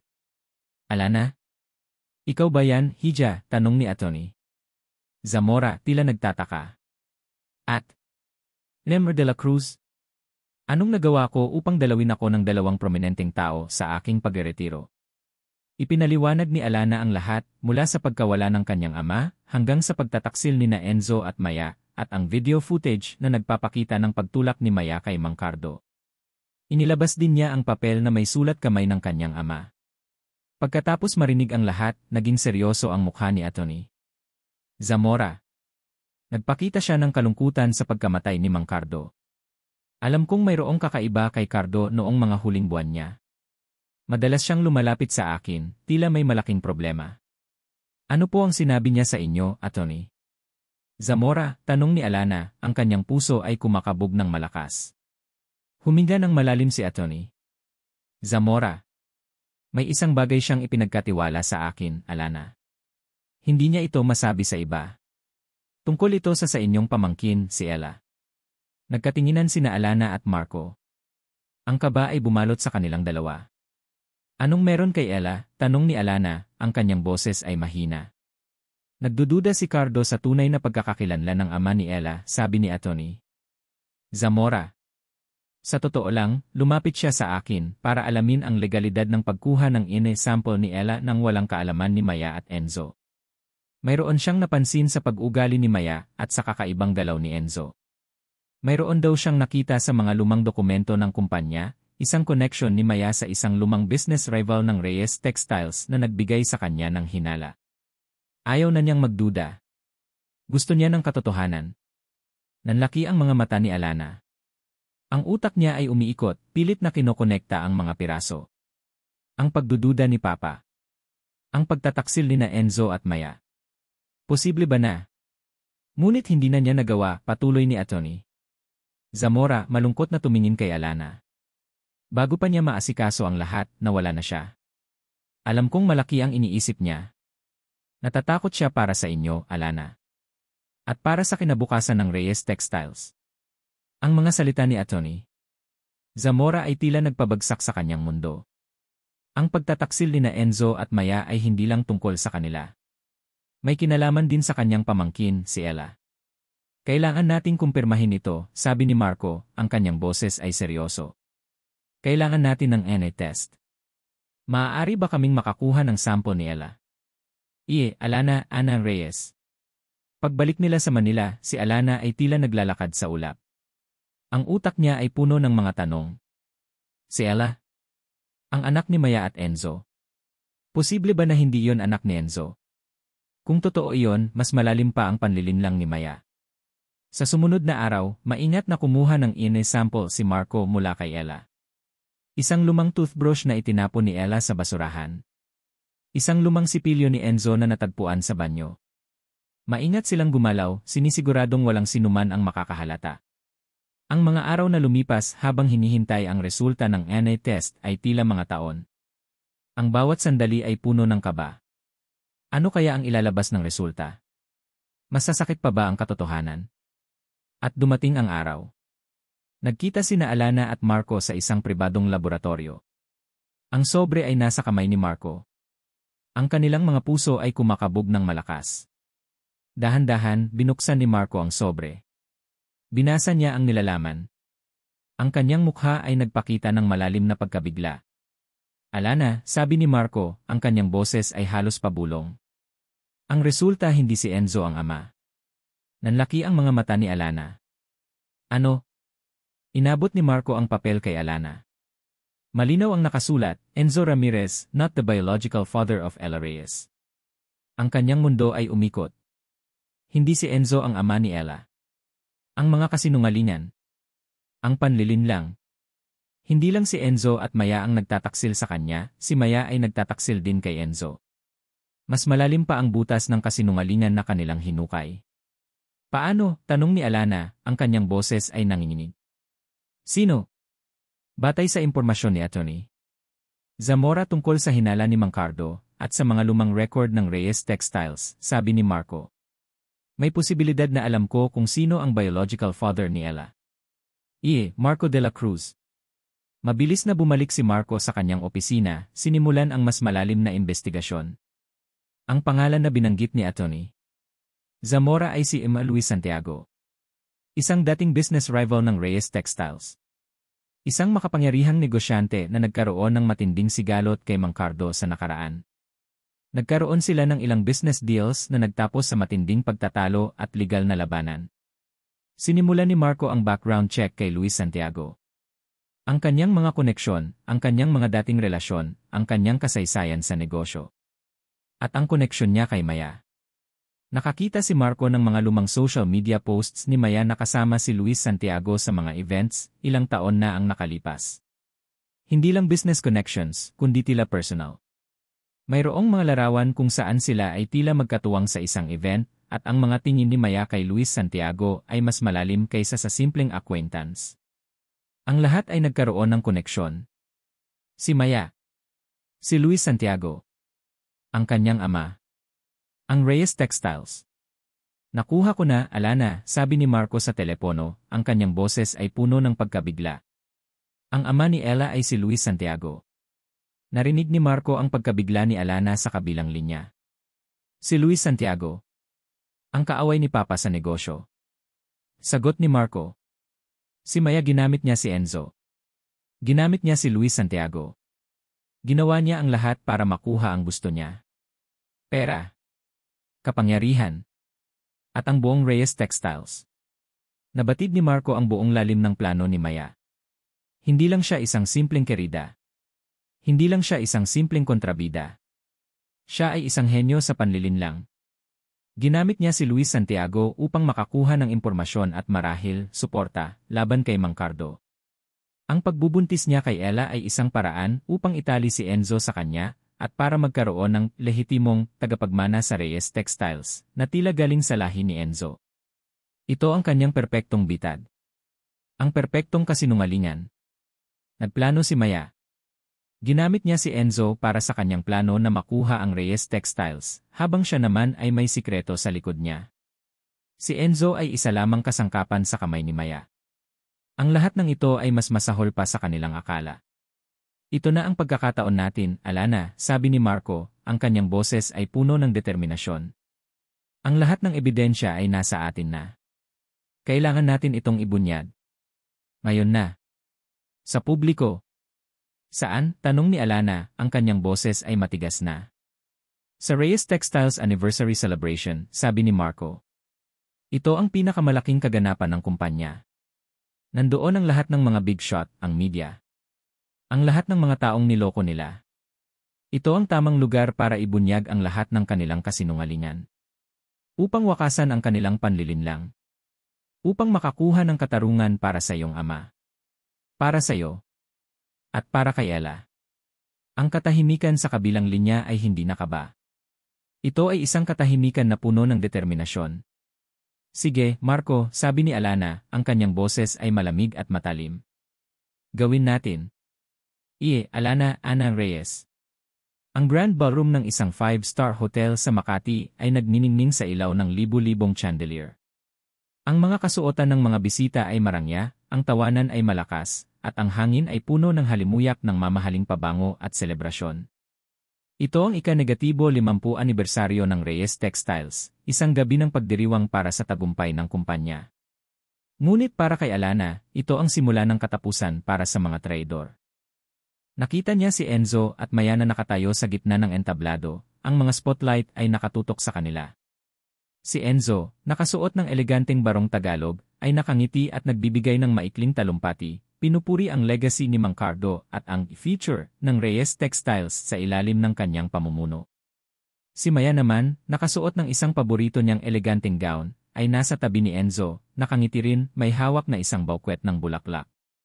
Si Ella, nakasuot ng isang magandang puting damit, ay nakakapit sa kamay ni Maya, ang kanyang inosenteng mukha ay nakatingala sa mga magulang na kanyang kinikilala. Para sa mga bisita, sila ang perpektong pamilya, ang nagpapatuloy ng legacy ng Reyes Textiles.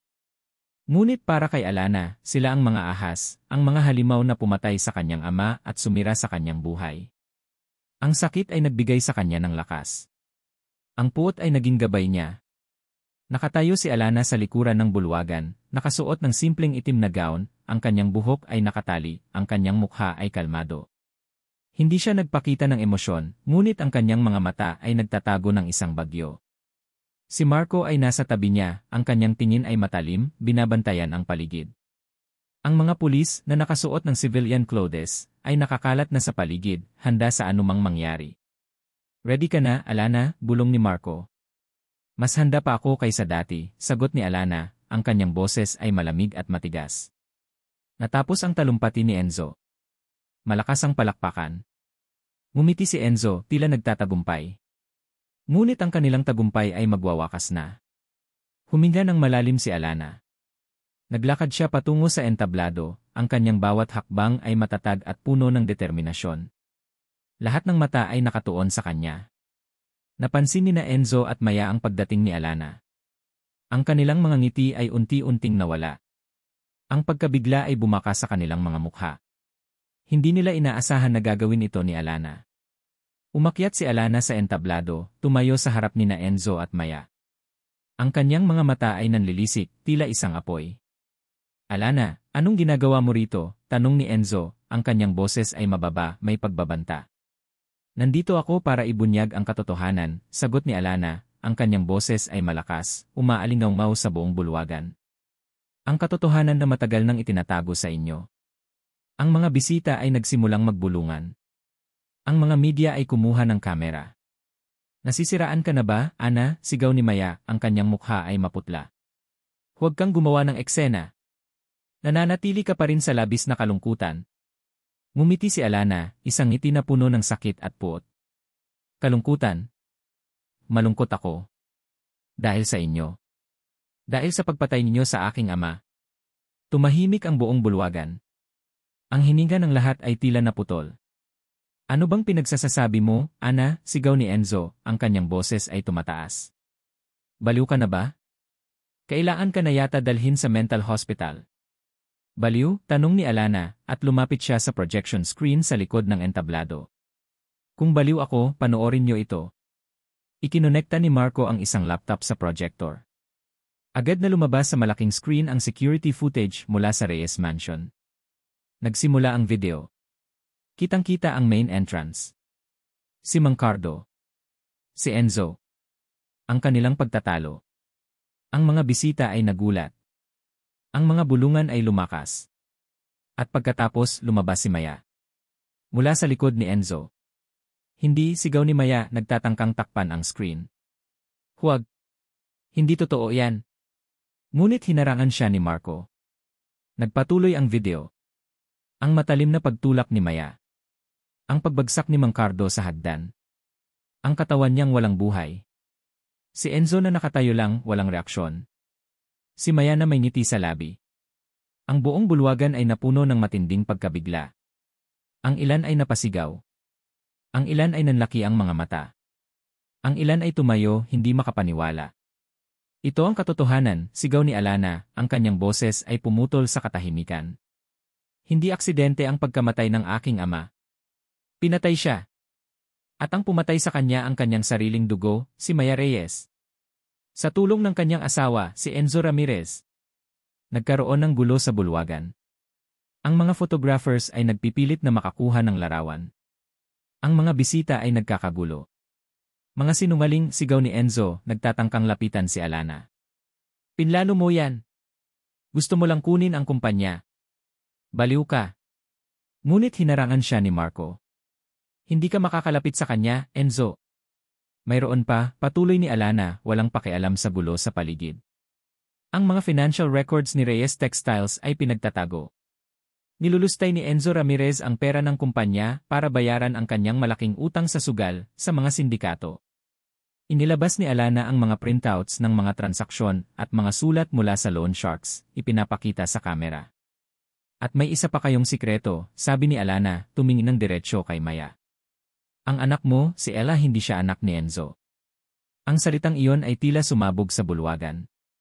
Nagkatinginan sina Enzo at Maya, ang kanilang mga mukha ay puno ng matinding pagkabigla. Ano? Sigaw ni Enzo, ang kanyang mga mata ay nanlilisik kay Maya. Anong sinasabi mo, Ana? Hindi siya anak ko. Ito ang resulta ng ANE test, sabi ni Alana, ipinapakita ang dokumento. Si Ella ay anak ni Maya sa ibang lalaki. Si Luis Santiago. Ang dating kaaway ni Papa sa negosyo. Ang lahat ay planado, Enzo. Ginawa ka lang ni Maya na instrumento sa kanyang kasinungalingan. Tuluyang gumuho ang mundo ni na Enzo at Maya. Si Enzo, puno ng galit, ay sumugod kay Maya, niloko mo ako. Ngunit si Maya ay tumakbo papalayo, ang kanyang mga mata ay puno ng takot. Hindi. Hindi totoo yan. Sinungaling ka, ate. Gusto mo lang sirain ang buhay ko. Sa gitna ng kaguluhan, sumugod si Enzo kay Marco, sinubukang suntukin ito. Ahas! Mga ahas kayo! Ngunit mabilis na nakailag si Marco at pinilayan si Enzo. Dumating ang mga pulis na nakasuot ng uniforme at agad na kinordon ang lugar. Enzo Ramirez, Maya Reyes, kayo ay arestado sa kasong murder, estafa, at conspiracy, sabi ng isang pulis, at agad na sinuotan ng posas sina Enzo at Maya. Nagpumigla si Enzo, sumisigaw. Hindi. Hindi ako papayag. Akin ang Reyes Textiles. Si Maya naman ay umiiyak, sumisigaw, wala akong ginawa. Hindi ako ang pumatay. Hindi. Ang mga bisita ay nagsimulang mag-exit sa bulwagan, puno ng takot at pagkabigla. Ngunit sa gitna ng kaguluhan, nakita ni Alana si Ella. Nakatayo ang bata sa tabi ng isang waiter, umiiyak, hindi naintindihan ang nangyayari. Nakatingin si Ella kay Maya na sinusuotan ng posas, puno ng takot. Tumingin si Maya kay Ella, ang kanyang mga mata ay puno ng pagkalito, sakit at pagkabigo. Isang huling tingin na puno ng pag-asa na sana ay iligtas siya ng kanyang anak. Ngunit huli na ang lahat. Lumapit si Alana kay Ella, lumuhod at niyakap ang bata ng mahigpit. Si Ella ay umiiyak sa kanyang balikat. Nakatayo si Alana sa gitna ng bulwagang puno ng kalat, mga sirang upuan, at mga papeles na nagkalat. Niyakap niya si Ella, ang kanyang mga mata ay puno ng luha. Tumingin si Alana kay Marco, na nakatayo sa kanyang tabi, ang kanyang mukha ay seryoso, ngunit may bahid ng pagmamalasakit. Ang mga luha ay patuloy na dumaloy sa pisngi ni Alana. Hindi niya alam kung ito ba ay luha ng katarungan, ng paghihiganti, o ng matinding kalungkutan na hindi niya kailanman inakala na mararamdaman niya. Ang lahat ay tapos na. Ngunit ang sakit ay nanatili. Ang kanyang puso ay sugatan, ngunit ngayon ay mayroon na siyang katarungan. Alana, Ana Reyes. Lumipas ang mga buwan pagkatapos ng gabing iyon sa Reyes Textiles Anniversary. Ang ingay ng pagkabigla ng mga bisita, ang flash ng mga kamera, at ang tunog ng posas na kumalansing ay nanatiling malinaw sa isip ni Alana. Ngunit sa bawat araw na lumipas, unti-unting nababalutan ng kapayapaan ang kanyang puso, kasama ng malalim na proseso ng paghilom. Ang paglilitis ni Enzo Ramirez at Maya Reyes ay mabilis na naganap. Ang mga ebidensya na inilabas ni Alana at Marco, ang malinaw na video footage, ang mga financial records na nagpapakita ng pagnanakaw at utang ni Enzo, ang resulta ng DNA test ni Ella, at ang testimonya ni Mang Felipe, ay sapat upang patunayan ang kanilang pagkakasala. Isang araw, nakaupo si Alana sa loob ng korte, mahigpit na hawak ang kamay ni Marco. Nakatingin siya kina Enzo at Maya, na ngayon ay nakasuot na ng orange na uniforme ng preso.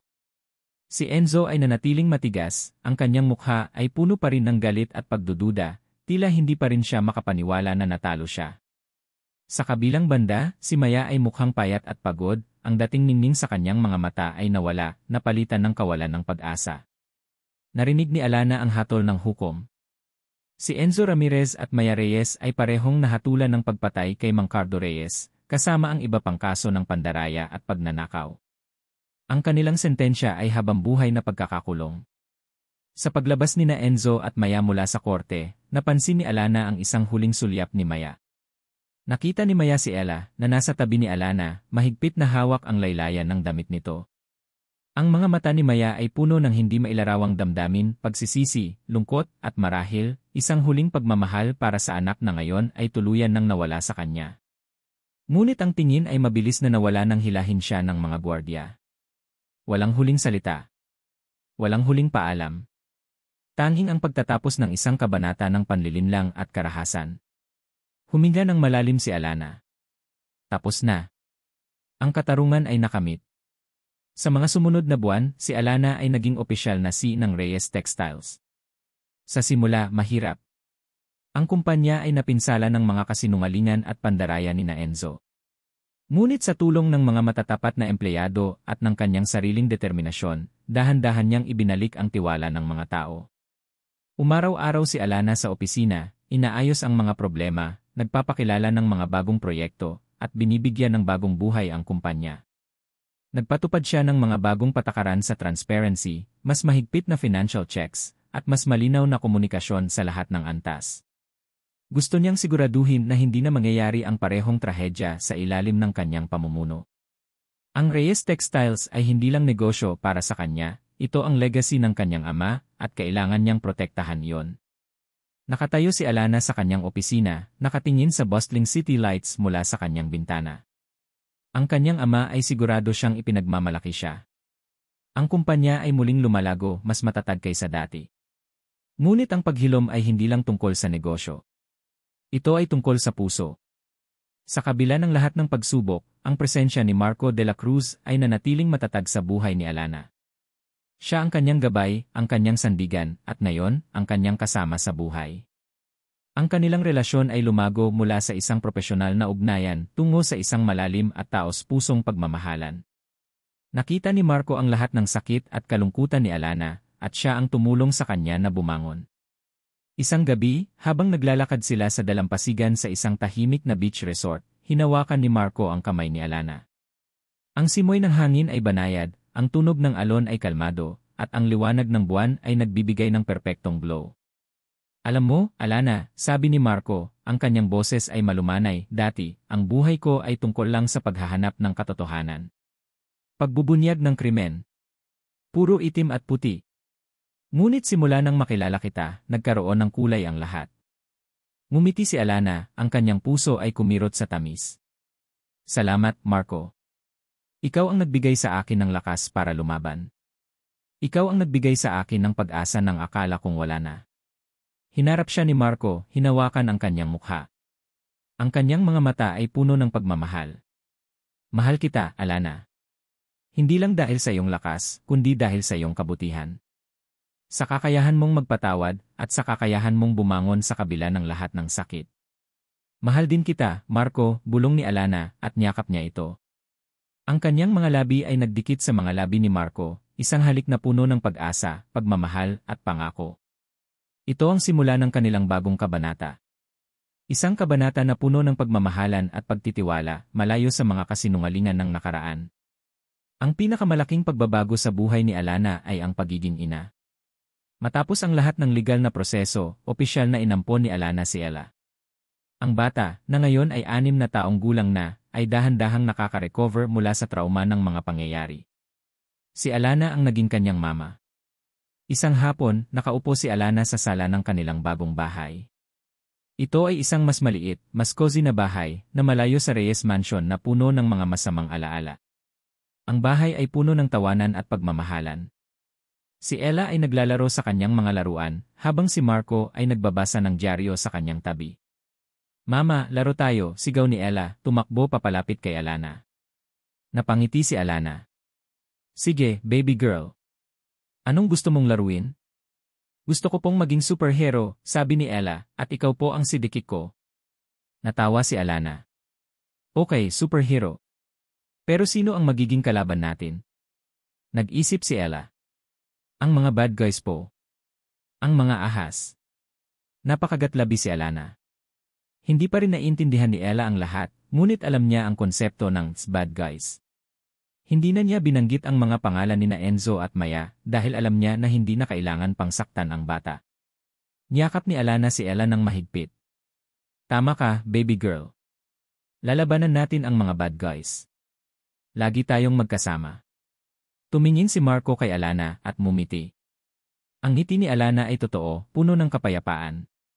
Sa pagtatapos ng araw, habang nakaupo sila sa veranda, pinapanood ang paglubog ng araw, naramdaman ni Alana ang tunay na kaligayahan. Si Ella ay nasa lap niya, nakatulog na, ang kanyang maliliit na kamay ay nakahawak sa kanyang damit. Si Marco ay nasa kanyang tabi, ang kanyang braso ay nakapulupot sa kanyang bewang. Ang lahat ng sakit, ang lahat ng pagtataksil, ang lahat ng trahedya ay tila naging isang malayong panaginip. Nagtagumpay siya. Nahanap niya ang katarungan para sa kanyang ama. Nakalaya siya mula sa mga taong sumira sa kanyang buhay. At higit sa lahat, nakahanap siya ng tunay na pagmamahal at isang bagong pamilya. Ang araw ay tuluyang lumubog at ang mga bituin ay nagsimulang magningning sa kalangitan. Ang liwanag ay unti-unting lumabas mula sa dilim. Ang pagmamahal, pagpapatawad, at pagbangon ay mas matimbang kaysa sa puot at kasinungalingan. Sa dulo ng madilim na kabanata, isang bagong umaga ang sumikat para kay Alana Reyes. At dito nagtatapos ang kwento ni Alana, Marco, at ng kanilang pamilya. Sa lahat ng mga puso na nakinig at nakiramay sa paglalakbay ni Alana, mula sa kaibuturan ng aking puso, maraming salamat po sa inyong pagtangkilik. Ang pagsusulat ng kwentong ito ay hindi lamang isang simpleng pagbuo ng mga salita, kundi isang paglalakbay din ng aking sariling damdamin. Kasama ko kayong umiyak sa bawat luhang pumatak, nagalit sa bawat pagtataksil, at nakaramdam ng pag-asa sa bawat hakbang patungo sa katarungan. Nais kong ibahagi na sa bawat karakter, may bahagi ng ating sarili na naisasalamin, ang ating pagmamahal, ang ating sakit, at ang ating kakayahang bumangon. Higit sa lahat, sana'y naiwan sa inyong mga puso ang mensahe na kahit gaano kahirap ang pagsubok, kahit gaano kalalim ang sugat ng panlilinlang, ang tunay na pag-ibig, ang pagpapatawad, at ang pag-asa ay laging mananaig. Na ang pagbangon mula sa pagkawasak ay posible, at ang kapayapaan ay matatagpuan sa paghahanap ng katarungan at pagtanggap sa bagong simula. Ang pag-ibig ay hindi lang tungkol sa romansa, kundi sa pagiging matatag, sa pagiging totoo, at sa kakayahang maghilom. Maraming salamat muli sa pagiging bahagi ng kwentong ito. Nais kong marinig ang inyong mga saloobin at damdamin. Ano ang tumatak sa inyong puso mula sa paglalakbay ni Alana? Ibahagi po ninyo ang inyong mga kaisipan sa comment section. Ang inyong mga reaksyon at suporta ang nagbibigay sa akin ng inspirasyon upang patuloy na lumikha ng mga kwento ng pag-ibig at pag-asa. Mula sa inyong lingkod. Pag-ibig sa likod ng Lu.